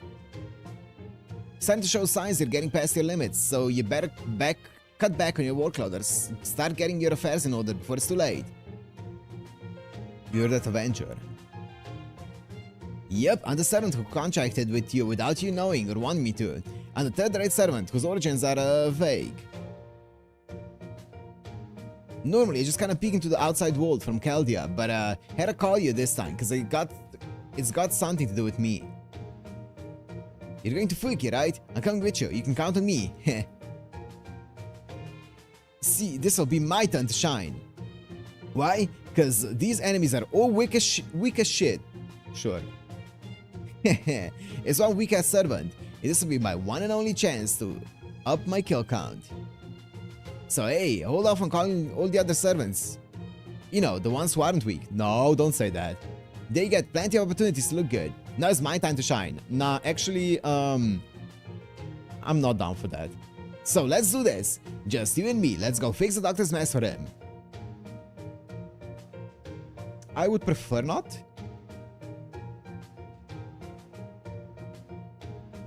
This feels like a choice, but I'm gonna do that. Oh hey, thanks for the vote of confidence, Dick. I'm not gonna let this go. I'm the man for the job here. Also, probably not a good idea to bring Miss Demi-Servant along. Oh, never mind. That little bitty can only fight stuff that's as strong as or stronger than her. And even if there's gonna come a time for her to lay the smackdown on something weaker than her, this probably isn't really the time for that. And I think that's a nice cryptic note to leave it off on. So I'ma hog all these enemies to myself. No. Anyway, let's get to Fuiki. You know how it goes. Travel make for trials, and you never really gain anything without painstaking effort. Don't make me do an Angra Mango solo. I'm gonna not be happy. Don't worry, with me around, this will all be over in a heartbeat. Don't even have to go searching around the flaming city. Those things are gonna swarm all over me. The moment we reshift there, it will be freaking pandemonium. And Master, it'd be great if you just sort of stand back and watch the carnage and look all grossed out. Okay, let's do this. No more hesitating. Let's go straight to hell, Master. I'm gonna show you a real all-out fight. Oh, let's go.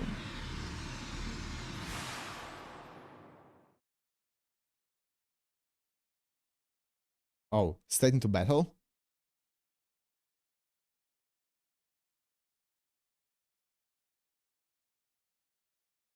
It's loading a bit. It's loading a bit.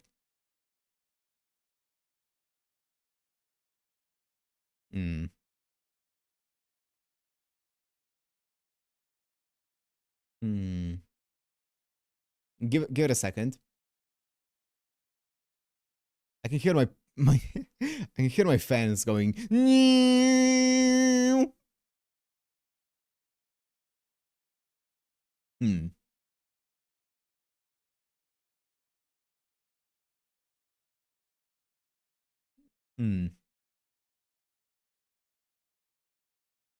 Give it just a second or two, you know.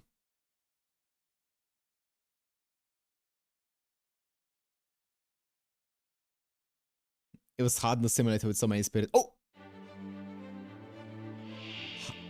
Remaining 100.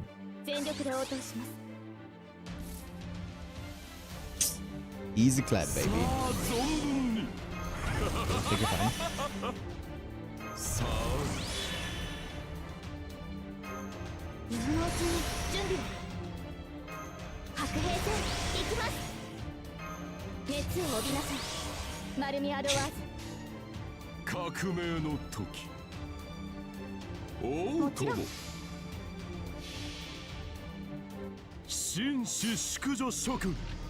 Here we go.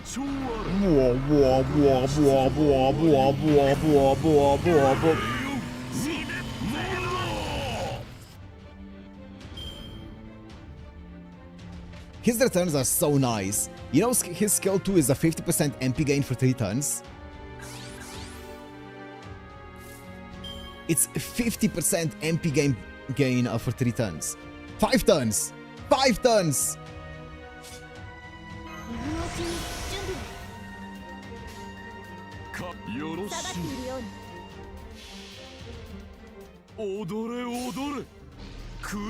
Game engine is kind in pain actually having to render 99 of them, yeah.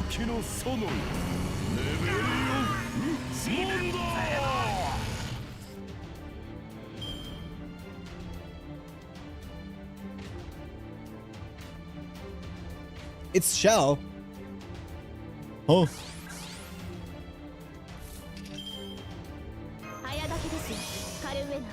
Oh.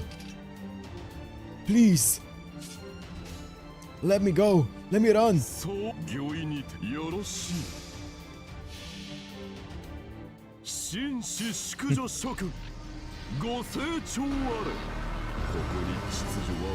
Are you lawful, Emiya? Mondo! Oh.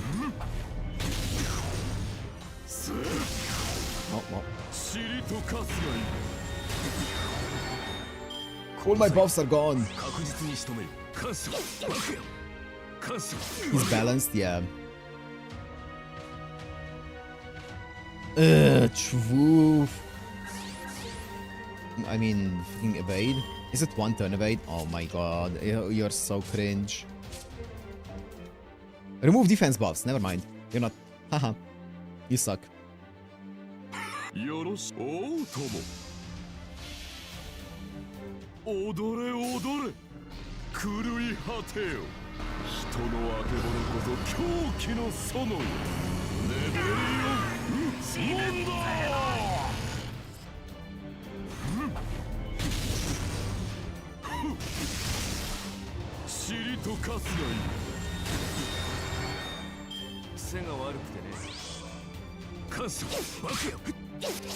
Ow.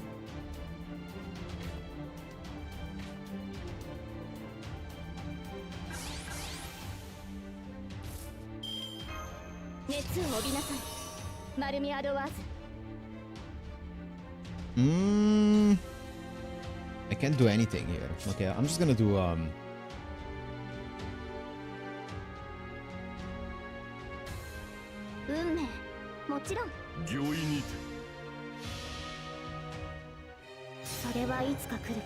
Magecraft C minus.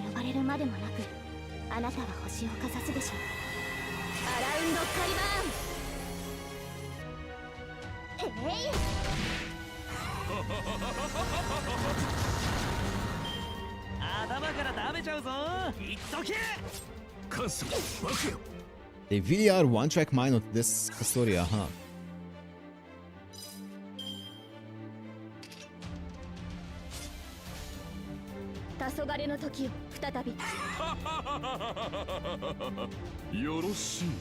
Yoroshi. It just arts up.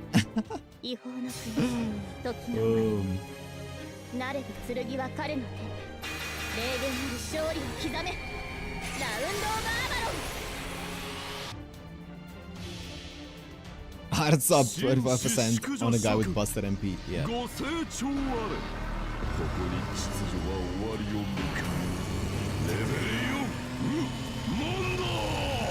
Dude, imagine they made it so that Buster MPs took into account Koyan's MP per hit. MP per Buster hit. Imagine it was based on Buster hits on MP as well, and like Buster card hits. How broken would that be? It would be like 15 per hit.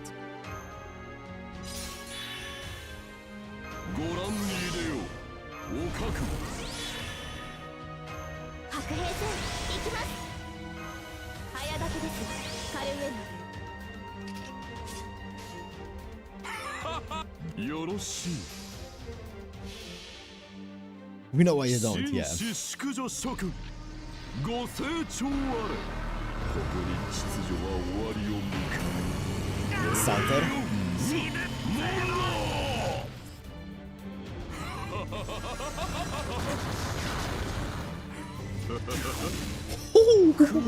What the fuck was that? I have 0 MP gain up and I got like 50% from one arts crit. There's a triple arts up here.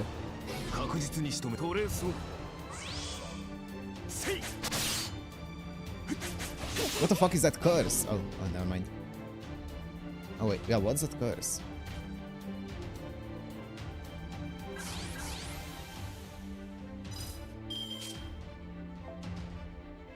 Oh. It's legit what it says. Okay. I'm gonna just do this so she doesn't die. This is getting dicey, slowly but surely. そうこなくてはな。紳士淑女諸君、ご清聴あれ。ここに秩序は終わりを見く。死ぬここでまっすぐ。そこです。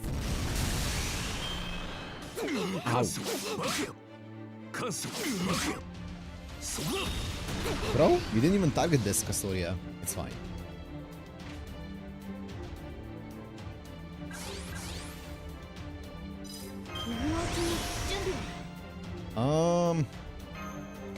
Actually, I probably should have done that to save that Castoria. It's fine. Who cares? No. 紳士淑女諸君、ご清聴あれ。ここに秩序は終わりを見く。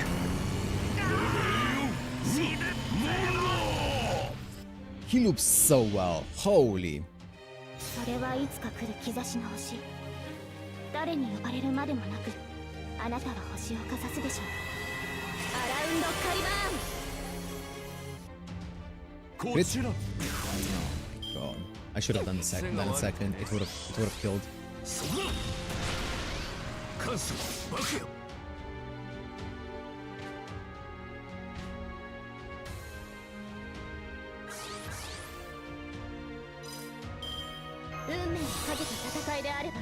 I'm actually getting kind of fisted in this. I'm gonna do this because she's gonna die here anyway. To the curse.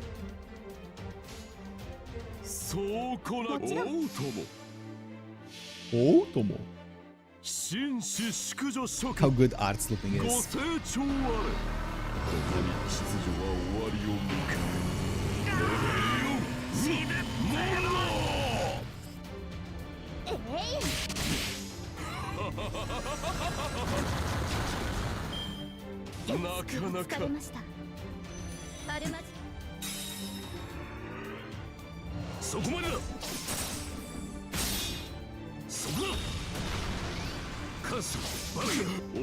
No!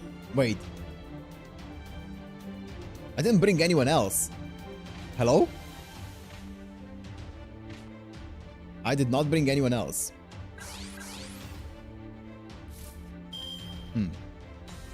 That's Do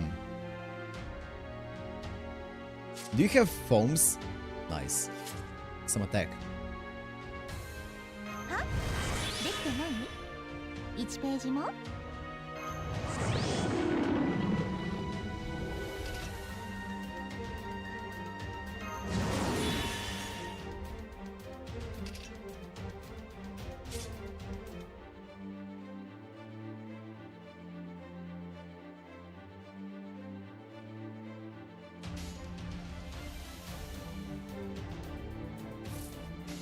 I kind of want to do this. オチはどうする? 電話出ろ.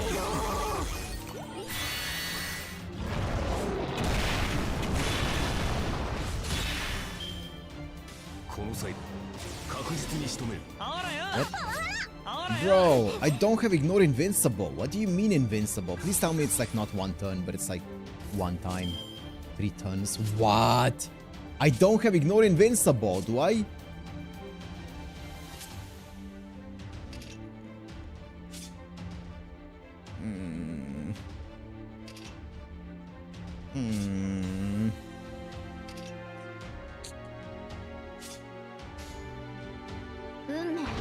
This あれはいつか見た終わりの星。どれほど遠く汚れても私は星を探すのです。さあ、幕を開けて。アラウンドカリバーン。 Who do I have left in the bag? Mash? Oh, Mash can solo this shit. Bro?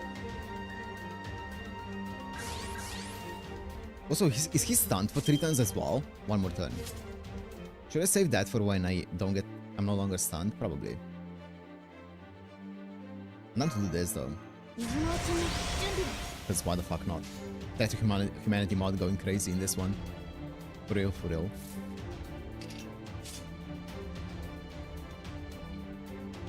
How much longer is that repeated draft for? 3 turns, 4 turns, a long time.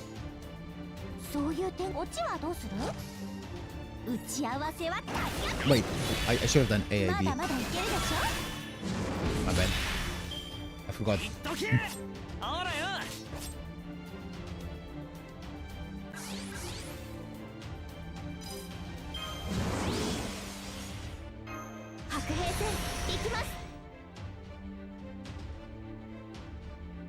I could do this, and then just oh no, I can't. I can't MP this then. Of course not.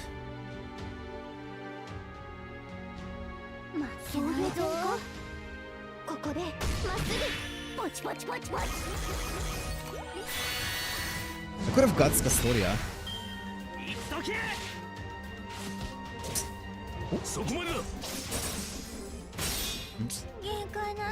Probably should have guts. No, I would not have guts there, so that's fine. Do I have skill 1?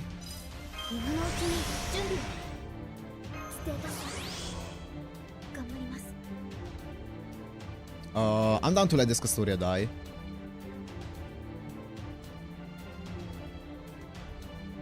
Because either Castoria dies or my Heracles guts get procced. Which is both. Actually...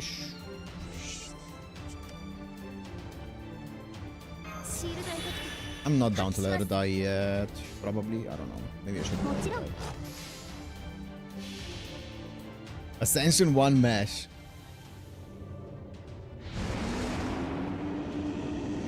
Yo, is this the long animation?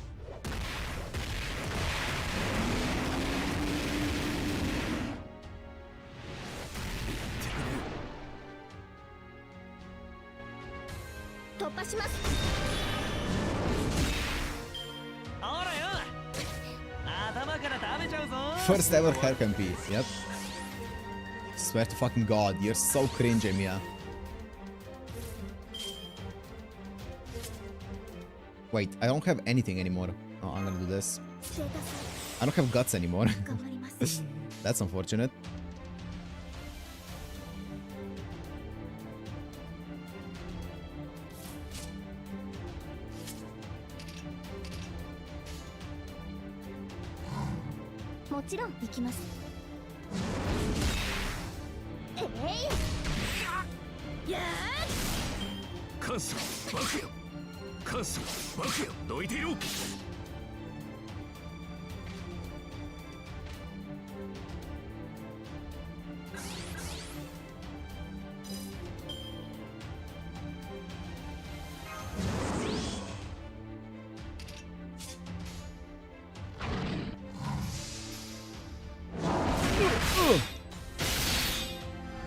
Big crits.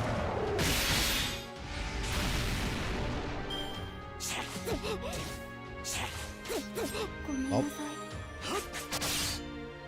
Bro?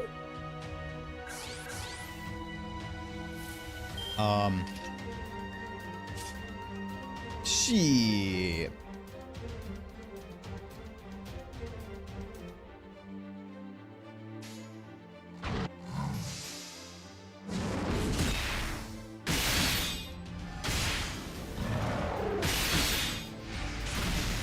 Maybe my character just doesn't get that.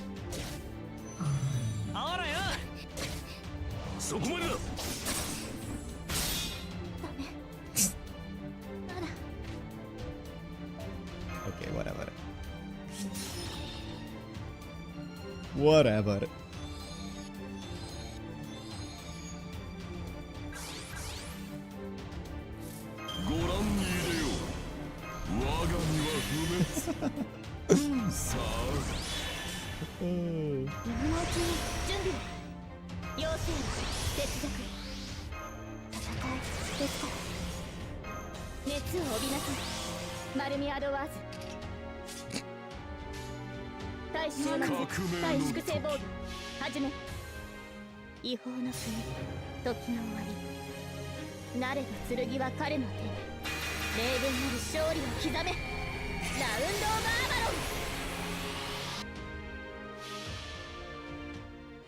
それはいつか来る兆しの星。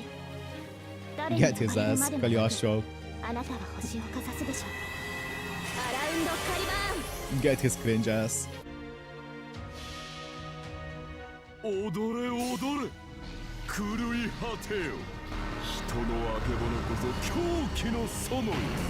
レベリオンモンド。 That was 0 damage.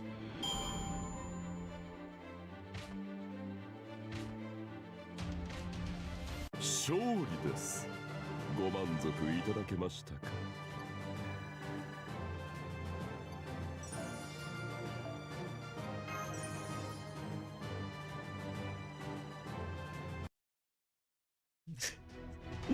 Oh.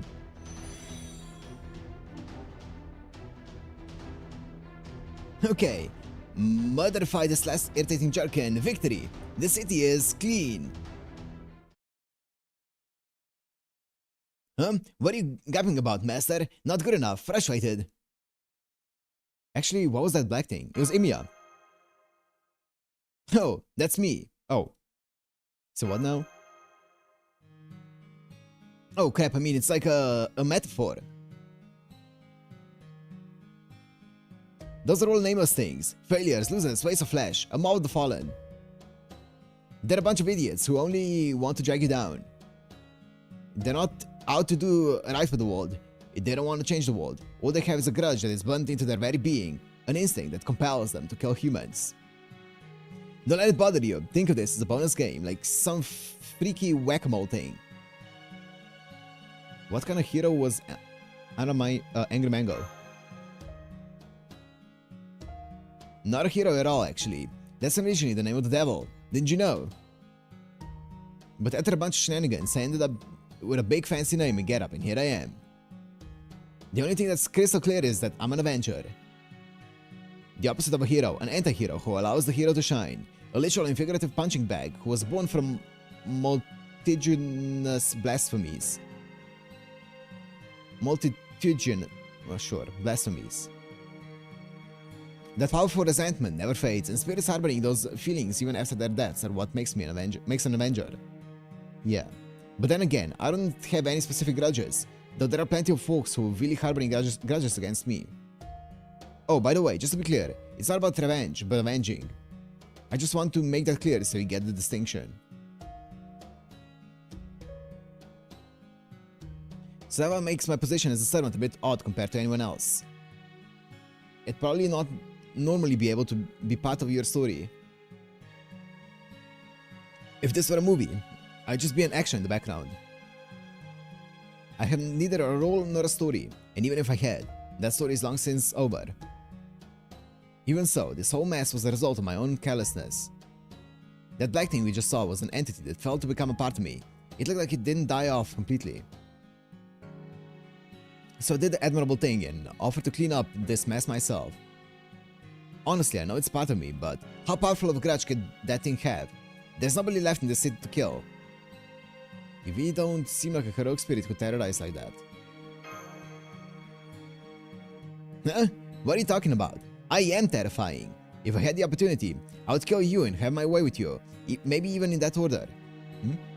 No matter how much we get along, any Avenger would slip a knife between your ribs the moment you turn your back on them. Well, okay, some of the others might go about it a little differently. That newbie wearing the black coat. Well, I'm sure there's some variants. Didn't anyone teach you what an Avenger is and how to recognize one? Those born from hatred speak of love. Whoa. And they would show compassion after experiencing cruelty. Oh, okay. Different text. Those born from love speak of hatred. Those who experience happiness meet their end through betrayal.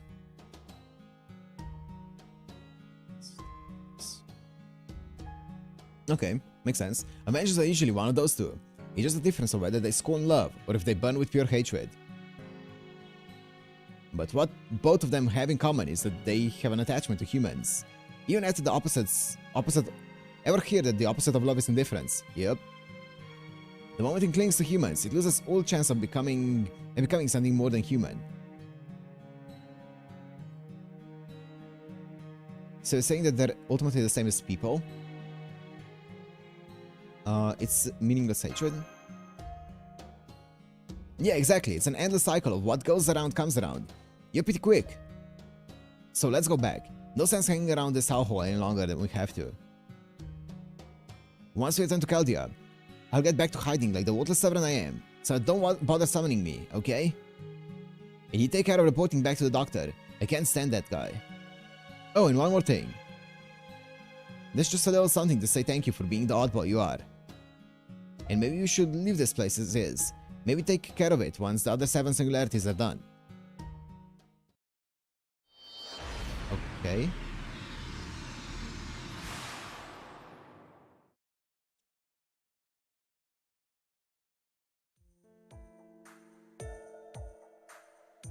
Good work delivered, Matt. Thanks to you, the Shrine of Shiba has been sorted out. But you got back a lot faster than expected. Which servant did you take along? Cagliostro!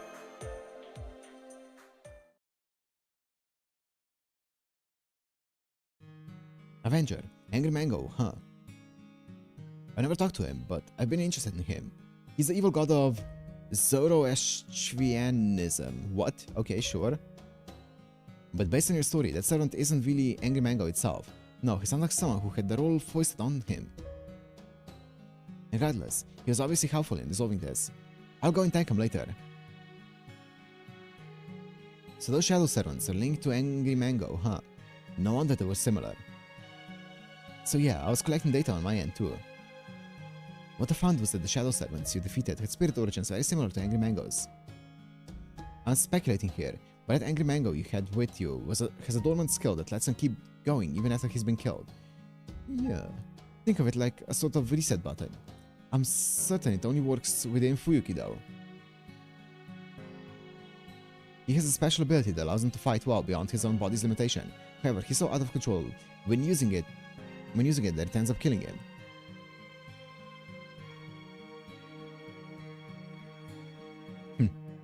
But should this annihilation wish be used not to destroy him, but for some other purpose, well, he may be able to somehow escape that endless loop of dying again and again that he shut himself within. And all this time, he'll be cursed by the endless mess of his own corpses that he's left behind. However, it's very unlikely he would ever encounter someone who could give him such an opportunity. Yeah. Zoroastrianism, nope, never. The original Persian faith before Islam. Oh, interesting.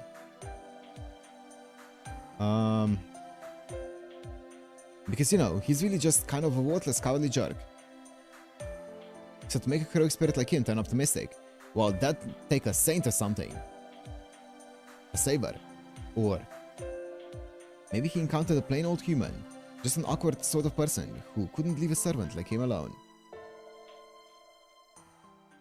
Okay. What? Wait.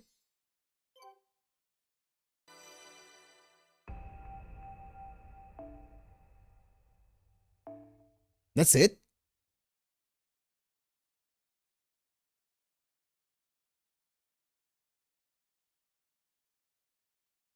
Not revealed the shock of spirit. He was an average boy in a certain village who had committed no crimes, but at the same time he had done nothing of note. He was chosen in the same way they chose people everywhere, to become a human sacrifice according to the village's principles. He was someone like you. The principal was one to decide who was evil. The principal was needed in the village to deal with their daily suffering and poverty. Our lives never get better because there's an evil somewhere that's stopping it from happening. It was an unsolvable problem. The hearts of those people could never find salvation, and so the needed necessary evil. A sacrifice, the young boy was chosen as an evil that threatened the villages. The reason everything went right. The reason nothing went right, and someone who you could do anything to. He was imprisoned on top of the mountain and sent to a living hell. After experiencing all the suffering that man can experience, of course, the boy died. But his hatred toward the unfairness was burned into the walls of his stone prison. And he became a nameless ghost, long after the boy was gone, long after the people he hated were gone, long after the village itself was gone. He remained bound to the top of the mountain, watching the doings of mankind, their ugliness and their joys. A warm light, he thinks of the normal days he was never given, like a sage.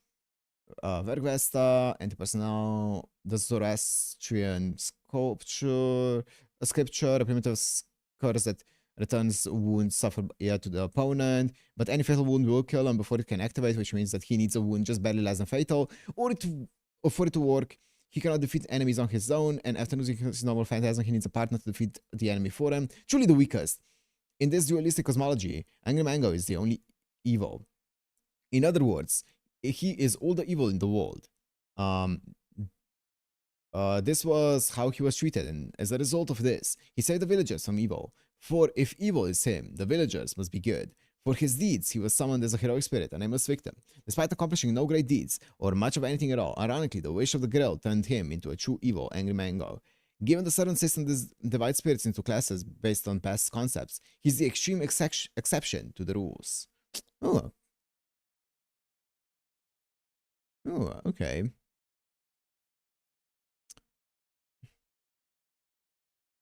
Take away Fuki to this day still burning unresolved. Uh-huh.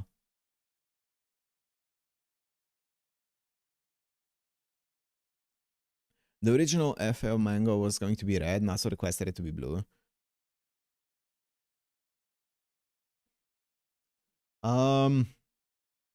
Okay. I don't know what to make of that. I mean, that was kind of cool. Yeah, chaotic evil. I just did. I just did.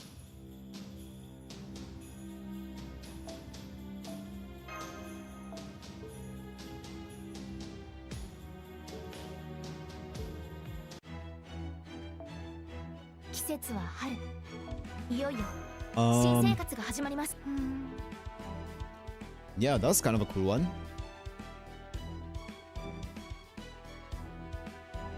This isn't Emiya. Yeah, I mean, yeah. I never thought he was Emiya.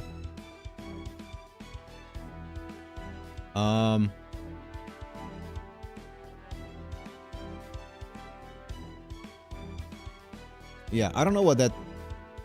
I don't know if it's like foreshadowing for anything with the entire thing of, you know, him having to meet someone who can, like, you know, change his outlook or anything. I don't know if that's gonna be like foreshadowing anything in the future. But kind of cool though. I thought it was gonna be a lot more lore heavy. It kind of, it was just some kind of like cool stuff. I was fully expecting it to go fully into like some really cool like lore and stuff, but it didn't really.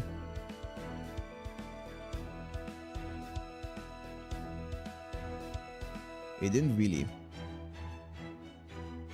was just some nuggets here and there. We'll see. We'll see if it's gonna mean anything though. Oh man. Today's these interludes were so harsh on the throat. That was rough. That was rough. I'm gonna be a mess tomorrow. Holotaraxia? Oh, he's it's in Holotaraxia? Huh. Later on day 28th of October? Yeah. Yeah.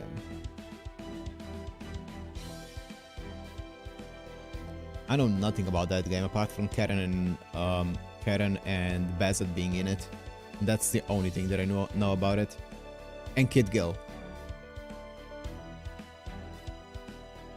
Don't wanna sound hoarse all day. Oh, we are way beyond that. We are way past that.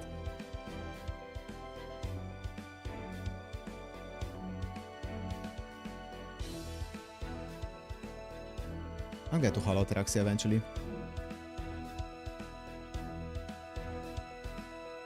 I'll get there eventually. Yeah, tomorrow we're starting Tunguska, which is gonna be fun. Oh, we said we were gonna watch... Wait. I forgot about that. Do I have the... Yes. Thank you, Zeno.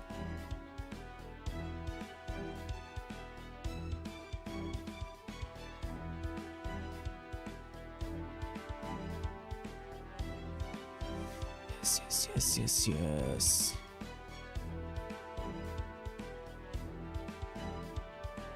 Which one is this?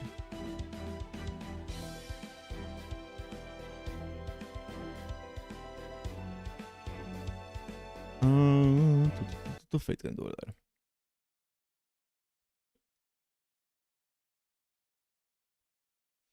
Tunguska's trailer.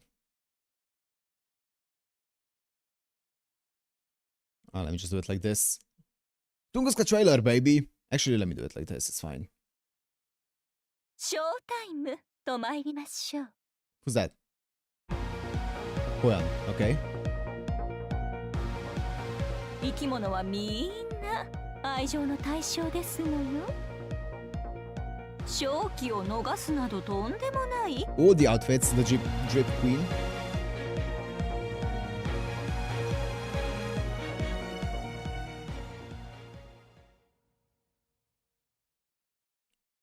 The beastels. Primate, biosphere. Anti-primate. 太陽は死せり。 Doesn't sound good. 来世は来たり。ことほぐがよい。大地の流血をもって我は譲る。 Ooh, that looks cool.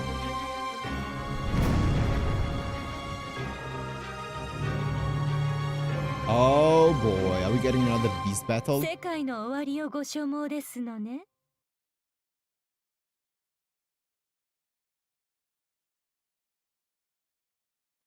Okay. The sun is dead. Roaring in the fiery end. Kind of looks like Surtur.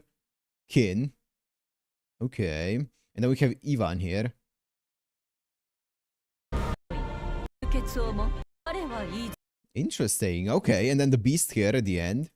I'm guessing this is a beast. I don't even know what I'm looking at. I can't even discern what I'm looking at, but that looks cool.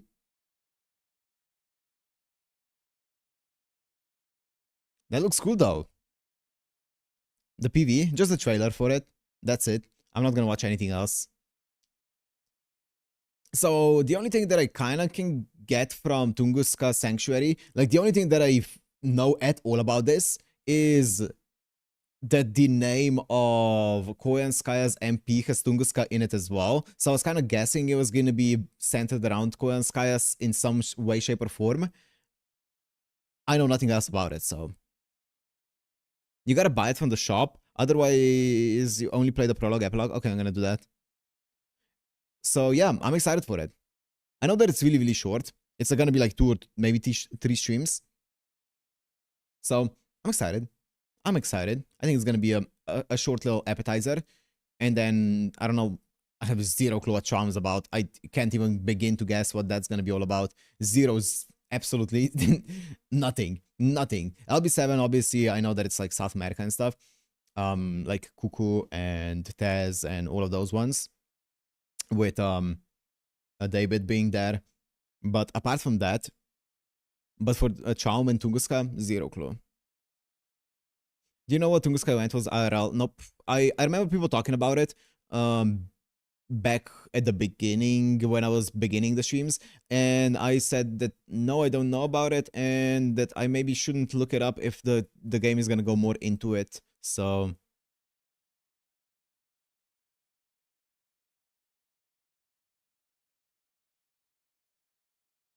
yeah, I decided not to look into it if the game's going to explain it, right?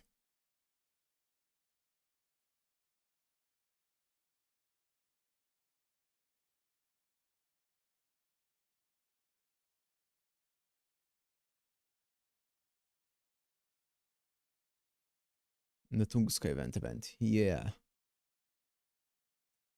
I think it's gonna be fun. It can be 2 streams, it's very short. I mean, we'll see. Tomorrow's stream is gonna be the same as yesterday's stream, time-wise, so it's gonna be exactly 3 hours long max. And then Monday's stream is gonna be probably a bit of a later one, probably similar to today's stream, so probably 2 hours, 3 hours as well. We'll see if that's gonna be enough. Oh, this dot here? Oh, I didn't notice this. Yeah, the floating dot between them. I'd never noticed this. Yeah, interesting.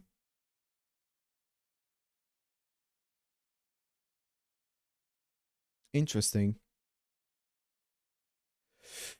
Yeah. Yeah. I'm also done. Almost done with the shop. I don't need another one of these. I'm gonna do this last. But I'm done otherwise. I'm done with all the mats and stuff. I just need to get these ones. I'm not gonna get these. This is a waste. I'm not gonna get the code removers. I'm gonna get the rest though eventually. I want this is 1,000 milks though, so I'm waiting for 1,000 milks for this so I can feed it.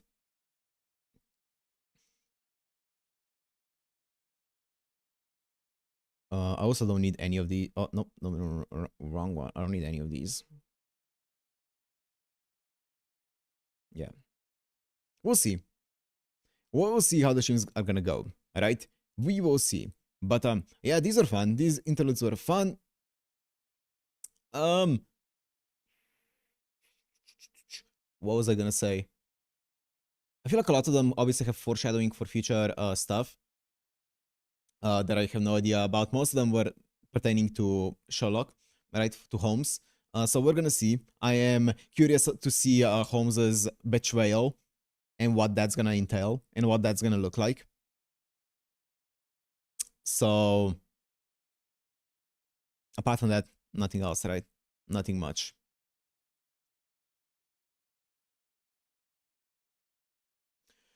Yeah.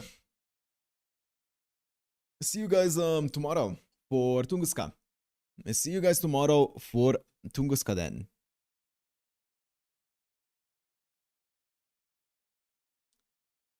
Bye guys.